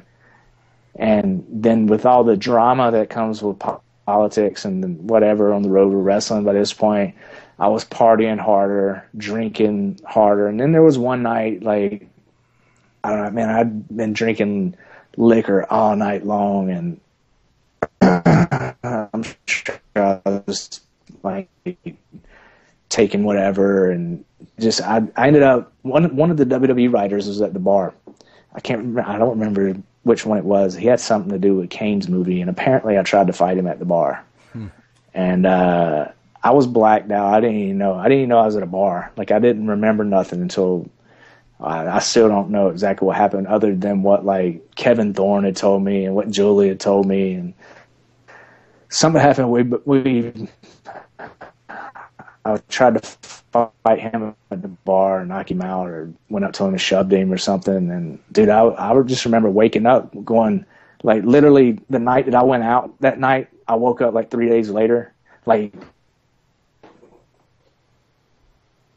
I woke up going, oh God, I gotta go catch a flight. And Julie was there with me. She's like, yeah, your flight was like two or 3 days ago. Jeez. And it was that point where I was so messed up, like 2 or 3 days, I was like in a coma and everything just kind of slipped by. Wow. And then that's whenever I was like, okay, your partying's kind of getting out of hand. Like, you got to reel it back in. And I seen what it did to her too. Like, I know it bothered her because, you know, whenever you wake up and your girl's sitting there crying because, you know, she thought you were dead at one point. And, you know, she's going through your phone, calling people, going, you know, what do I do? What do I do?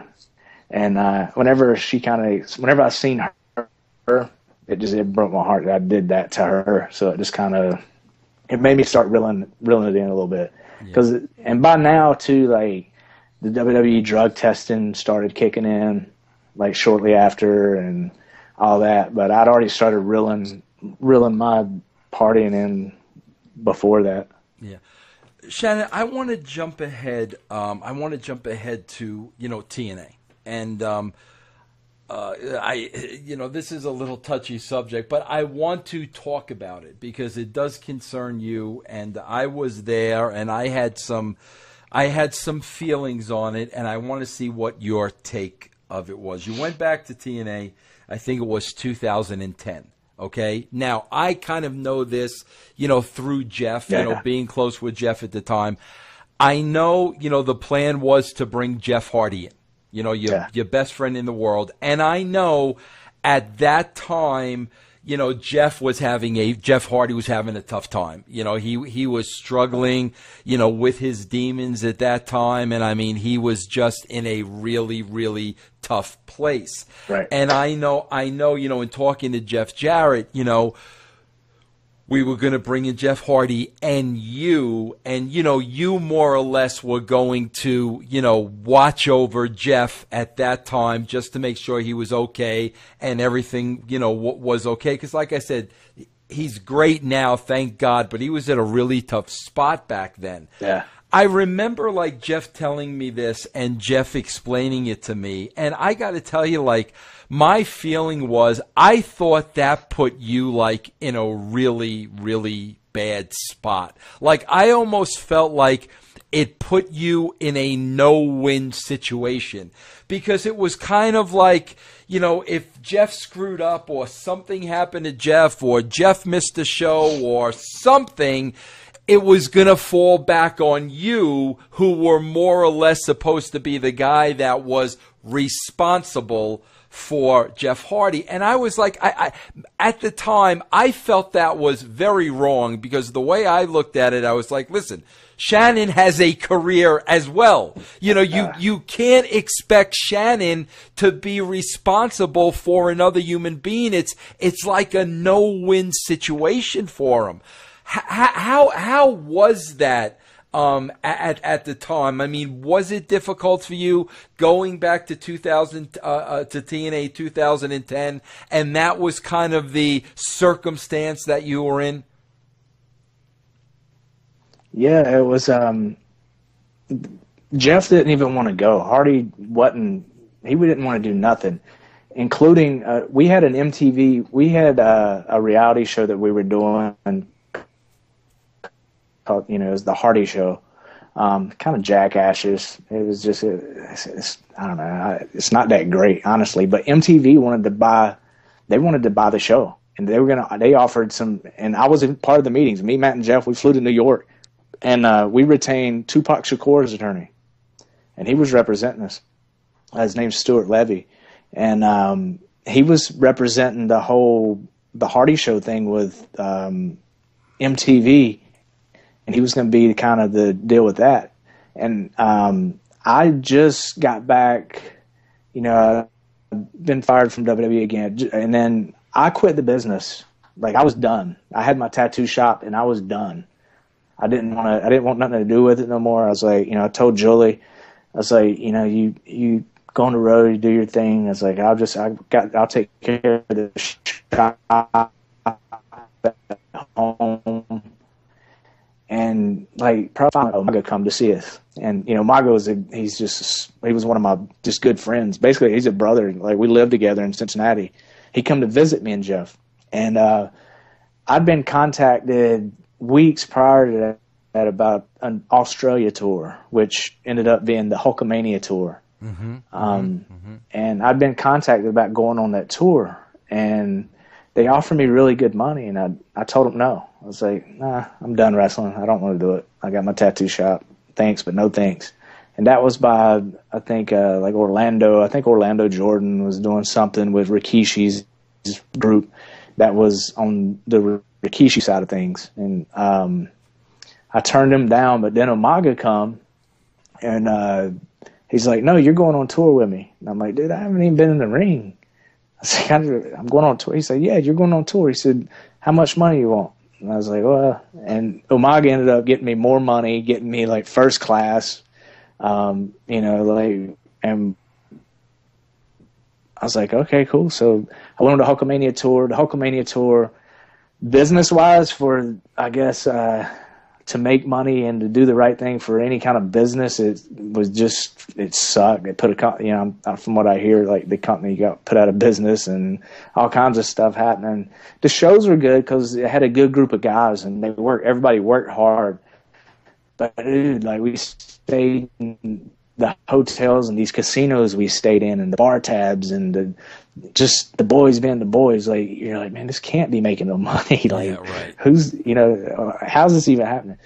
So I'd come off that tour, and that gave me that passion, just that little bit of passion and that little bit of drive to want to feel the business again. You know what I mean? Like to be part of it.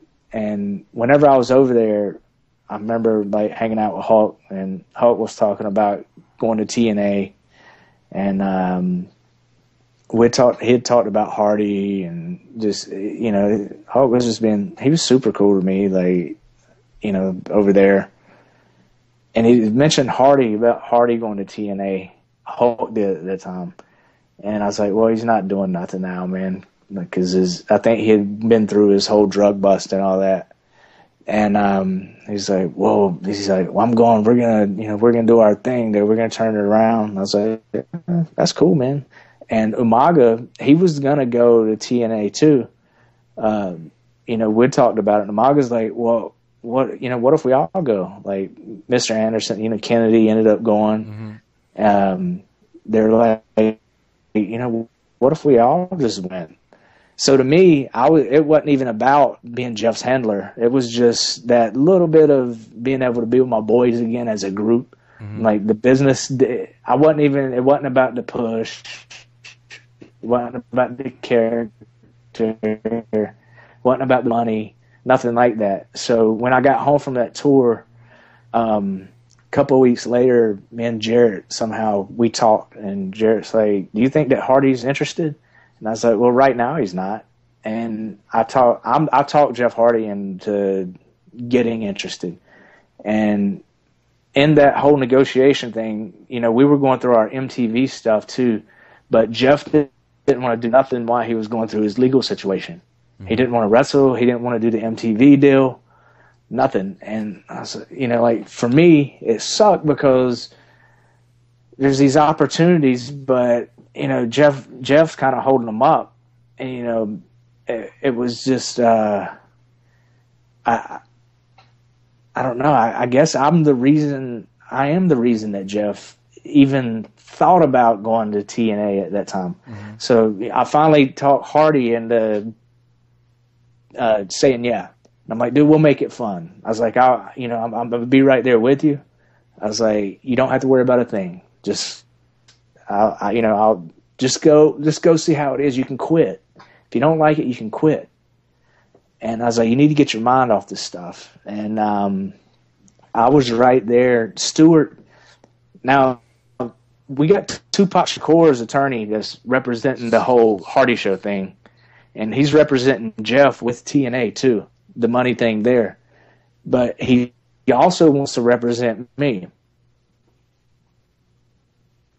And what he wanted to do is he wanted to piggyback, which I should have done now, knowing how everything played out, And me being the good person I am, I told Stewart, I was like, don't worry about negotiating my deal because I don't want to be, looped into being that guy that's making that big amount of money because of him riding Jeff's coattails. I wanted to hold my own. Right. Make my own money, negotiate my own contract because of what I'm worth. And Stewart's like, no, you're thinking about this wrong. You need to let me get your money. We need to use Jeff as leverage. And Stewart was going to he wanted to get me a $275,000 guaranteed downside with TNA, and then negotiate Jeff's deal. And if they wouldn't agree to my deal, then he was going to take Jeff's deal off the table. But I put a kibosh on it just because, like Terry Taylor, me and Terry, Terry's been super cool to me, and he's did some things for me and told me things that saved my job at WWE one time.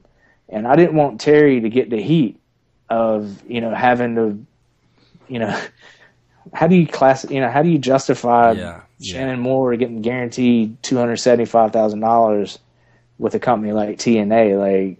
I didn't want Terry to be that guy to have to take the fall if somebody did. So I told Stewart no, and Stu ended up negotiating Jeff's deal. And it's funny, man, because this is a funny story too. I don't know if you remember. Do you remember the Lamborghini that Jeff wanted to come in? Yeah. It was an orange Lamborghini. That was part of the deal. Like, the only way Jeff would come back is if that was all me. Like, that whole Lamborghini thing. I was just seeing what I could get done. Yeah. And it was just me just being me. And I told Stewart, I was like, make sure that we return in an orange Lamborghini. Like, we want to come up in something cool. And that's whenever, part of the deal was, okay, well, Jeff, he wants an orange Lamborghini. And it was just some silly stuff. But, I was the whole reason. I was the only reason that Jeff went back to TNA was because of me at that point. Because I talked him into saying, yeah. And that was just because I've been on this tour and had a good time, and I was coming off of this, good time in Australia, and I was like, well, maybe the business can be fun again. Yeah. Maybe it's not all about getting drug tested every week and wearing suits to work and dress clothes and getting fined and all this. Maybe it can be like it was in the late 90s and 2000s, in the earliest part of 2000. And then that's what happened, man. Me and Jeff, we went back together, we showed up, and then I knew what spot I was in.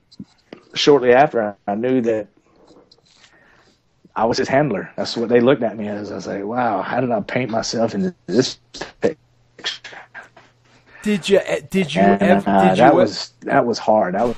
Did you ever try to get yourself out of it, or like there was just no way to? All of a sudden, I'm responsible for my friend. I mean, did you have a talk with Jarrett or anybody at that point? Because again, at the end of the day, bro, you still have your own career. So I mean, how did you handle it? It was more or less. It was personal. I had the personal thing between me and Hardy because, we've been best friends all of our life. So, at that point, Joe, I didn't want to see him die on the road or something bad happen to him. And, at that point, it was just me just personally wanting to take care of Hardy. Yeah. Because of being his friend. Yeah. It wasn't even about TNA. It wasn't about Jarrett or it wasn't about Dixie. It wasn't about none of them. And plus, you were the guy that more or less talked them into it. So God forbid if anything happened, you didn't want to feel responsible for it. Right. I felt kind of I felt like I owed it to Jeff because I got him into this TNA contract in the first place. Yeah. Just because I bet hey man, like just do it well, have fun, get your mind off of things. Make some good money. It's a cool company. Jarrett's there. Everybody's there. And it was just more personal, I guess, me wanting to take care of Hardy at first. And, at that point, too, man, like, everybody knew how hard it was for me.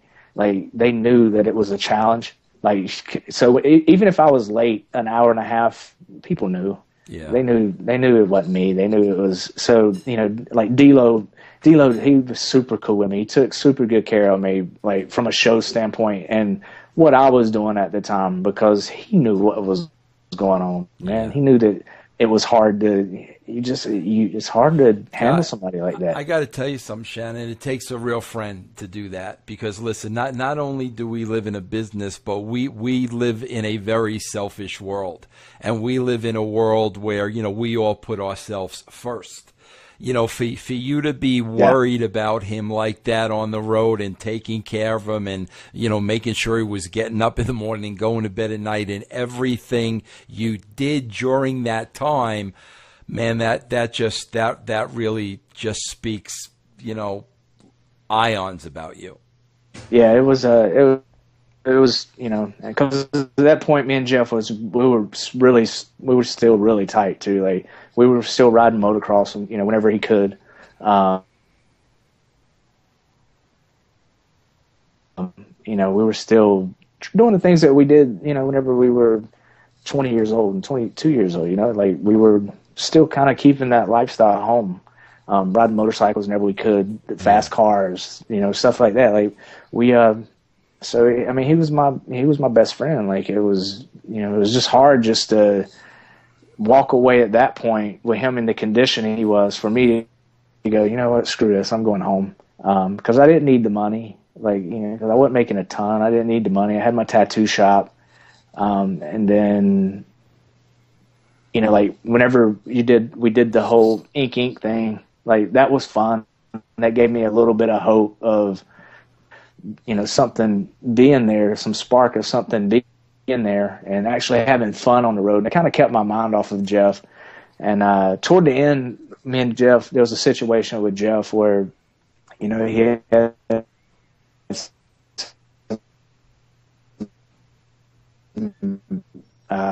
some of his pills and his secret. Everybody knows what he went to rehab for. But I had to take him one day. I think it was the day of the Sting match. Mm-hmm. The biggest, I don't know if you remember that, whenever he wrestled Sting in his But anyways, I took his stuff and just put him away. And he had woke up, like, because he was asleep in the back, and everybody's coming to me going, you know, Jeff's got to wrestle tonight. Like, you know, make sure he's okay. And so I went in his bag, I took his stuff, and then he woke up and he came out and he confronted me, and he's like, "Hey man, I need my stuff." And I'm like, "I'm not giving it to you right now, dude." And like, we about got in a fist fight over that. And that's the point whenever I said, I'm done with this. I'm not his handler. I'm nobody's handler. That sucks, even bro. with me being a good person, like, you know, obviously he don't care, which he wasn't in no position to care, because his mind wasn't there. And I ended up going, you know what? You want him back? Okay, here, take him. And I ended up giving him his stuff back. And from there, he had that match. And I think from that point, I went off on my own and started like renting my own car. And Julie was coming on the road with me a lot, and just doing things completely on my own then, because, you know, because on the road too, at this point too, I was running my tattoo shop too, and it was booming. Like, it was really doing good. Yeah. And it took, you know, it was hours a day where I'd be on the computer or, you know, doing inventory at my shop or ordering stuff.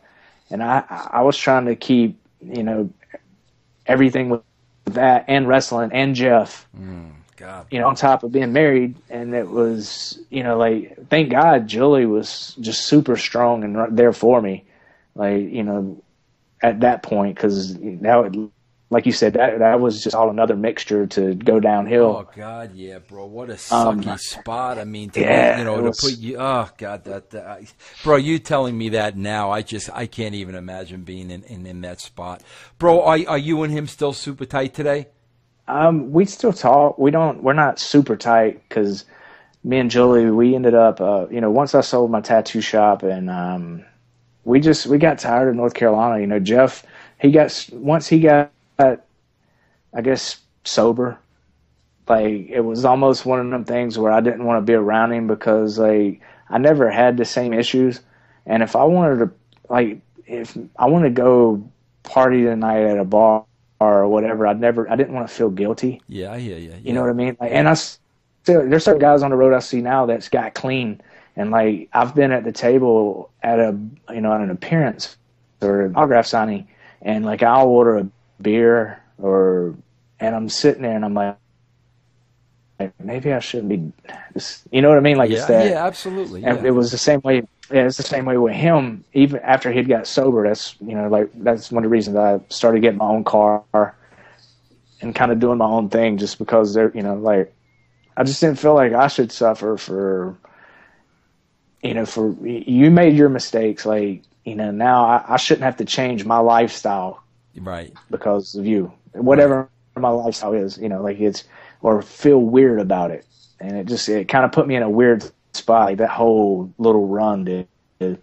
just made me feel kind of weird with wrestling. Like, it was just awkward, and then trying to worry about my career, and like Jesse Neal, and having him, Jesse was new in the business, and just trying to explain to him, like, hey man, like, it's just the way it is. It's like, you either like it or you change it and you leave. And after a while, that's like, I guess Jesse just left. Like, he just quit. Like, he just told me one day he was quitting. Yeah. And he quit. Now, when you left TNA, you walked away. You didn't wrestle for a couple of years until, I think in 2014 you got to working again a little bit. So, I mean, are you working now? Yeah, I do some. I'm at a weird point now where my body's just like, at the end of TNA. The reason I left TNA at the end was Bruce Pritchard came in and took over talent relations, and I never worked with Bruce one-on-one much, but it was just kind of weird whenever he came in between me and him. I don't know, I can't explain it, but every time that he would be an agent on one of my segments at WWE, I just had this feeling like I didn't know if he liked me or not. You know what I mean? Mm-hmm. And here he was, talent relations, and I didn't know if he liked me. I didn't know if the talent relations guy liked me, and for some reason I'd missed, they did like the physical for like jogging in place, the 5-minute physical that TNA does, where doctor comes in, they draw some blood, you jog in place, check your heart rate, okay, you clear. It's like 5 minutes long. I missed that, and Bruce is like, well, you're gonna have to go to the doctor and take a physical. And I'm like, you don't want me to go to the doctor and take a physical because I'm a felon. I'm telling you, because I had a concussion at the time. I was like, I'm gonna fail it. Dude, he sent me to the doctor. I was in the doctor for like 4 hours, and taking the biggest physical. It was like like your 50-year physical. It was just crazy, and I was so mad. But I was like, all right, you can keep me in here for 4 hours. I'm gonna be brutally honest with these doctors. And I was supposed to wrestle that night. I was supposed to be in like a 3-way with, I think, Aries and Zema Ion or something. And I was brutally honest with the doctor about my head, about my concussions, about my injuries and everything. She's like, I can't clear you from this physical. And I was like, well, you do what you got to do, doc. I don't know. I was like, if you can't clear me, you can't clear me. So she didn't clear me. And she wrote this long paper why she didn't clear me, and I went back to TNA and went up to Bruce. I was like, here you go, thanks for the physical. And he's like, what's this? I was like, I can't wrestle tonight, I'm going home. He's like, what do you mean you're going home? I said, I can't wrestle, she didn't clear me. And I was like, I got a concussion and my neck's messed up. And I was like, she's not going to clear me until we go deeper into this. And it was kind of I don't know, at that point I was done. Yeah. And I was like, after that physical, after I went and spent 4 hours in that doctor's office, and Bruce, and then me and D-Lo was like, dude, just chill out. And I was like, no, man, like, I was late. I was like, find me, do whatever you got to do. Don't send me.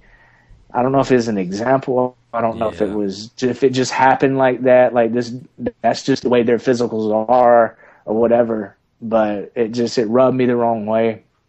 And I remember calling Julie going, I'm coming home. I'm done. Yeah, bro, there was a little spot there, which, I mean, listen, I was the one that, I know Bruce needed work, and I kind of brought him into TNA to help me out, knowing full well he would probably go in business for himself, which he did, and 2 weeks later he was my boss. Yeah. And that's when I said, you know what? Enough, and that's when I left. To be honest, that's whenever because right around at the same time. He was going through this period where he was really trying to flex his muscles and show that he was the boss. I mean, I had worked with Bruce before. I knew how he worked. I'll be honest with you. I knew he was going to do it again, but I was trying to help him out because I knew he needed a job. And I mean, and at the end of the day, like I said, I brought him in to help me.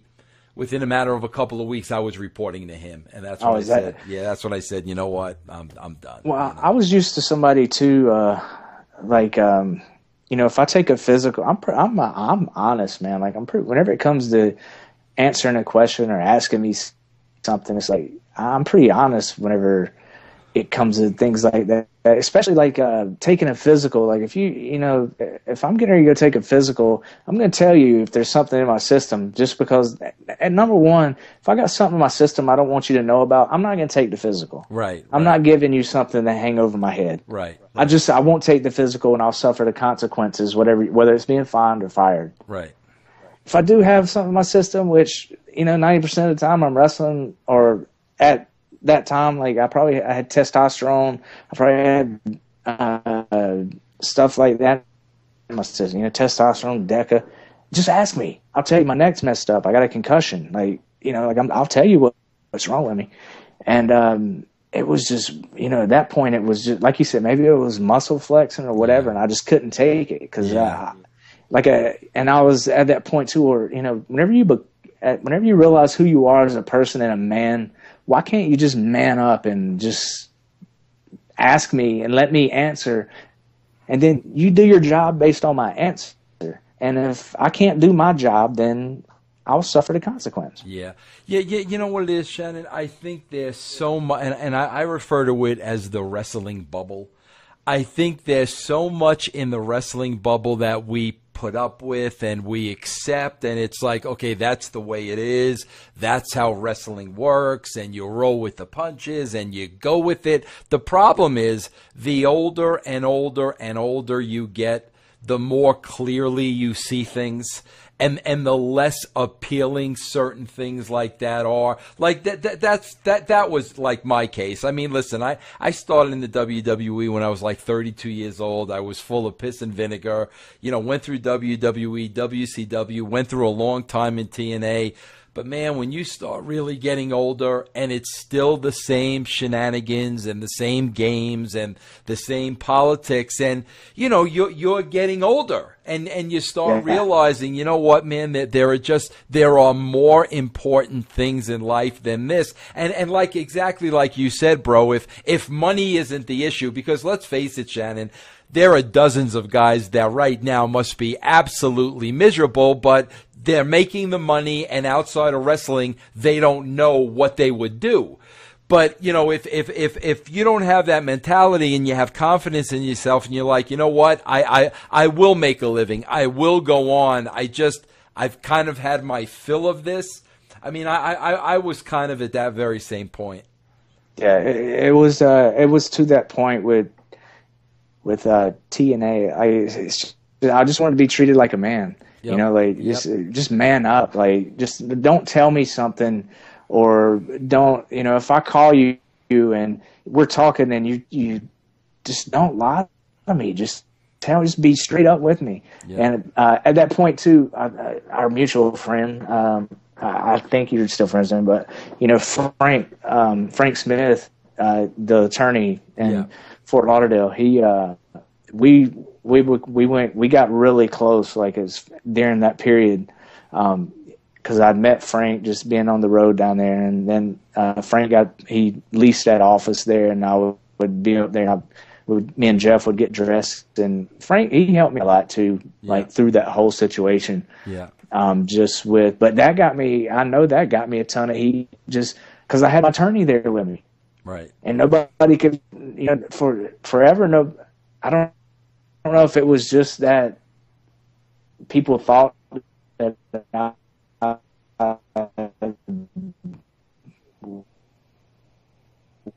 would use Frank like against them, and like there was times whenever like Frank would help me, or if I had a question or contract stuff, whatever it may be. But it was nice actually having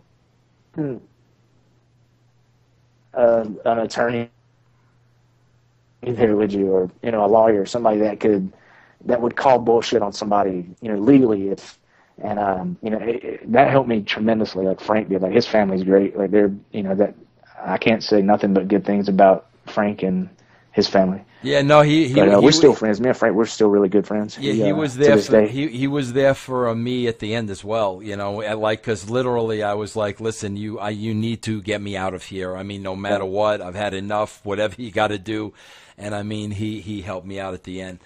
Well, listen, man, Shannon, you've given me 2 hours of your time, bro, and I really, really appreciate it. And I know there's so much more we can talk about. I mean, and we're going to. I'm definitely going to bring you back on the show, because it's like there were broad strokes because there were so many avenues to cover. But, I mean, there were so many little things that I wanted to get into, and I didn't have the opportunity to. Why Chicago, bro? Why'd you wind up in Chicago? Isn't Julie from Chicago? Yeah, Jill, our family, she's got family here, and then we've had a house here for about 10 years. And I just wanted to be in a bigger city just for because there's some acting stuff I'd like to try. And Chicago's, it's just a cleaner New York. That's what everybody says. But there's just a lot of opportunity here. And like the tattoo shop I want to open here. Like where I had it before, I made so much cash money off of it. And where we live now, there's just millions more people here, and it was just time to get in a different area, because I feel, I've just felt like at that point, because I'd taken some time off, like you said earlier, after I left TNA, I sit in North Carolina for 2 years, and Frank would tell you, man, like me and Frank would talk every day, and I was so down and out and just depressed. Yep. Because the whole time I've been in North Carolina, it was on the road. And then all of a sudden it come to a stop. Yep. And then I would, Julie would leave to go to work, and then I'd find myself just sitting at home. Yep. Because my business ran itself. Yep. And I was like, what do I do? What do I do with my time? And it just got so boring. It was just time to go. Yeah, no, I've been there and done that. That's why I do 50 hours of podcasting a week. So. Nice. Let me ask you something real quick, Vince. Let me ask you something. How many of the guys you think go through that? Like I said, there's that stage of depression. Oh my God! Like after Shannon, everybody. I'm telling Shannon. Listen, man. I have not worked in the wrestling business for oh my God, bro, 3.5 years. I think it is, bro. I'm still dealing with it. I'm not going to lie to you, bro. Yeah. Our friends are out on the road. There's nothing else you can do that's going to give you that same kind of work experience. I mean, nothing. You're going to wind up spending a lot of time alone. Julie goes to work. My wife goes to work. So, right. and that's the worst thing, bro. When you're alone, now all you do is think about it. Yeah.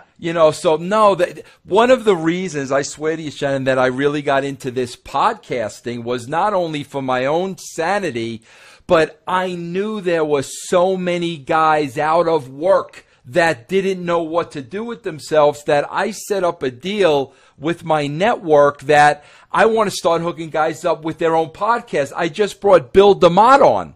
Because the same, DeMott went home. I know he's going through the same thing, So yeah, bro, I can't imagine anybody that doesn't go through that.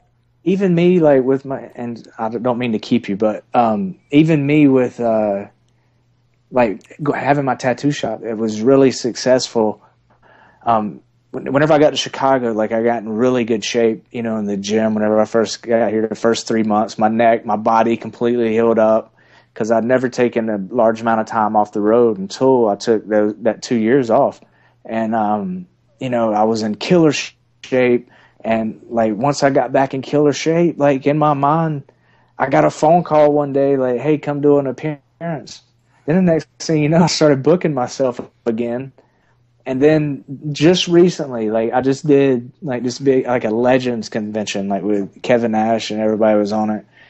Just recently, thank God, like I had some crappy promoters that just did some just promoter stuff, carny, just bad wrestling stuff, because it just made me go, it just completely turned me off again. It showed me the bad side of the business. Because I caught myself like, okay, maybe you should go to Japan.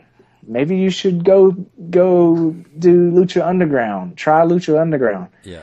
But it, you know, it kind of leveled me out. And like, for me now with Julie, you know, like we talk over a lot about it. And she's like, you're 30. You just turned 36. She goes, you did so much. Like she goes, you're 36. You did so much. She's like, just open another tattoo shop and just worry about the next 10 years and not worry about. She's absolutely. I mean, Shannon, let's call a spade, especially the situation at TNA right now. Would you want to be one of those guys there absolutely fretting every single day? Are they going to be tapings in October? Are they going out of business? Well, how am I going to get a job? What am I? You know that's what they're all going through. And, you know, look, Julie's dead on. Look at what you've said. You've been successful in business in the past. You know you could do it. Here's the problem, bro, with wrestling. And I used to tell this to the boys all the time. You can, as a talent, you control so little of it. It doesn't matter how good you are, bro. It doesn't matter what your bumps are. None of that matters. There is so little that is in your control. When you're somebody like you, Shannon, that's got a head on your shoulders, that can run a business, that has already done it, you know, and I'm kind of in that same place. You know what? I rather control my future 100% rather than a guy that's trying to flex his muscles, or I didn't look this person in the eye, or I disagreed with that person, and the list goes on and on and on. Because let's face it, man, unfortunately, in the next month, there may be a lot of guys that there might be an entire roster at TNA out of work. Yeah. Look at the head start you have. Yeah. You know what I'm saying? Really, you know, because we all think of the high spots, but you know what, bro? When you get back in it, just like you saw with the Carney promoters, you start remembering all the reasons why it wasn't fun anymore. Yeah, and man, like Chuck Palumbo, I bought a motorcycle from him. He built a custom bike for me, and I went out with him. I went out to San Diego whenever he finished it and shipped it back. And which Chuck is a talented guy. That dude can do anything. Like I don't even know why he touched wrestling at all. Just with how talented he is at building cars, houses, whatever it is. But you know, we talked about it a little bit, and you know, it's just that same thing. Like, and I don't see it getting better. I don't see, you know, like WWE is just such a big machine. Like it'll keep going and going and going. Like. I'm not going to say it'll never go out of business because, you know, nobody thought WCW would go out of business. But, you know, it's like there's nothing that's going to compete with that machine because it's just so well oiled. Right. And everybody's in position that needs to be in position to win that game. Yep. There's just no winning it. And it's just, you know, wrestling, like that's the way I see it now. It's, you know, like me, would I be a trainer? I wouldn't mind training. Like training people or working in a developmental territory or doing something like that. But then I'm just scared I'm going to get that itch to get back on the road full time. And then and the last thing I want to be is to be one of these guys that's 60 years old. Right. Fucking signing autographs. Yeah. Like, I don't want to be that. I don't want to be 60, 70 years old flying to this show that 40 people is going to be at. Yeah. to sign autographs. Yeah. It's just not. I don't want to be that guy. I don't want. And it scares me. I have dreams about it. It's like a nightmare. It's a nightmare to me that I'm going to be that older wrestler that can't get out or can't leave or can't leave the business. And that scares the heck out of me. Yeah, bro, but you've already proven that you can. You've already been successful on your own. And that's the beautiful thing, bro. You're only 36 years old. Yeah. And you've already proven your success. You've already proven you can do what you want to do. Because, bro, here's the bad thing. When you depend on the wrestling business, that's the bad thing. Would you rather depend on the wrestling business or depend on yourself? Right. No, I agree totally. Like, what do you want? Do you want to be that guy that, because I've been on both sides of the field, like where, you know, like you make just enough money to get by, but you know that you're going to get by, or do you want to make tons of money where you have all this stuff, but not know if next week you're going to be able to keep it? Right. And it's like with me, I've almost found that happy medium of, you know, like, well, I'm good. You know what I mean? I'm there. I'm almost at a happy medium where I can just walk away. You know, like I don't care about the Hall of Fame. I don't care if I'm ever in the Hall of Fame. It'd be nice, but it's just not. It's not baseball or football. Right. Like there's somebody with a pencil that determines whether or not I'm in the Hall of Fame. It's like, come on, really? Exactly. It's like if we had to go out in the street and fight, like I would be prepared to go in the Hall of Fame because I would train hard for that fight. Right. You know, like same as baseball players, but it's it'd be cool, but at the same time it's not real, and it's like what else is there to do? Like I wanted to be in WrestleMania and I wanted to be in Starrcade. It's like I've been in multiple, you know, WrestleManias, Starrcades, Bound for Glories. And it's like, there's nothing bigger for me to do. No. I've never wanted to be world champion. Like, that's not something, because the belts it's not like fighting for a real belt. So belts never mattered to me. Yeah. Really. It didn't. So for me, it's just, that's where I'm at now. I want to get to that place where I can just say, you know what? Yeah. It was a fun ride. You know what, bro? That is listen, you and I can have an entire conversation on just that topic. And I promise you, I'm going to check in 6 months. I'm going to see what's going on with you. I'll be totally honest about me and where I'm at. And, you know, bro, trust me, you're not alone. I mean, and I'm not ashamed to say that. I wasn't one of my boys, bro, but I was around the boys that it got in my blood and it got in who I was, and it defined me. But I mean, bro, let's face it, Shannon, like you, it also wounded me. And a lot of those cuts have not healed. And a lot of those cuts are still there. And you know what?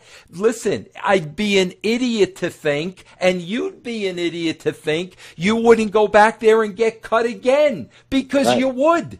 You know, so like, you know, but what is that? Why do we do that? Why do we get like cut and stabbed and chewed up and spit out and just love it? I think it's because it was our safe haven. Yeah, you understand? Because now what we're dealing with really is the fear of the unknown.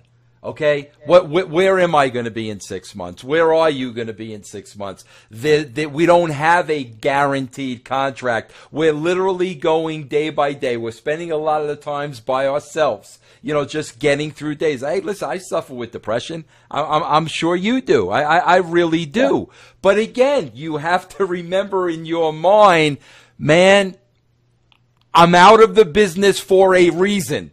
There's a reason I am no longer in it, and when times get tough, that you have to go back to those reasons and realize, you know what? I'd rather be in control of my own future, thank you. Especially somebody like you, so young and so intelligent and such a hard worker, and the things you've overcome, bro, you don't need anybody else's help but your own. Yeah. No, it's just cool. I'm just glad I got a good support system, man. Like Julie's awesome. My wife is. I don't have a lot of friends for a reason.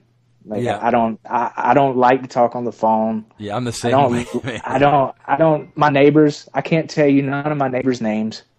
I'm the same way, bro. It's just, hey, how you doing? I'm not that people person that, like, I would rather just be with my wife. Yep. Or just be left alone. I'm the same. Like I don't want like the government. I don't like cops dealing with me. I don't like getting involved with the government or none of that stuff, man. Like I could totally just live in the middle of nowhere with my wife because we don't have kids. We got 5 dogs, and just be perfectly fine. Just leave me alone. That's what I did, bro. That's why I live in Colorado. I moved to the mountains for that exact reason. I want to be left alone. Let me look at the mountains, and I'm perfectly happy. That's cool. That's real cool. Yeah. That's a good place to be, man. Like that's why we made that move, because like I started feeling like it was me that was, like just. Like, am I going crazy? Like, I thought for 2 years, I thought I was going completely. No. Well, we got to talk about that, bro. That's a whole. Yeah, we could have a whole conversation. Well, now that I got your number, bro, I'm going to keep in touch with you. Yeah, please do, man. I definitely will, because that's we need to stay in touch and keep each other strong. Because, bro, I talk to so many people on this show, and everybody struggles with the same things, but I'm telling you, at the end of the day, we're all better off. We're all not there for a reason. I mean, it's and like I said, it's tough to have a good heart and really make a living in that business. So, but listen, Shannon, I've had you for 2 hours and 15 minutes, and there's so much more we could talk about. But man, thank you so much for joining me tonight. Thank you for just being a great guy to work with. I enjoyed every minute of it, and I'm definitely going to keep in touch, and I hope you join us again. Cool, we'll do, man, anytime. It's good to talk to you, Vince. All right, Shannon Moore, everybody. We'll see you right back here next week.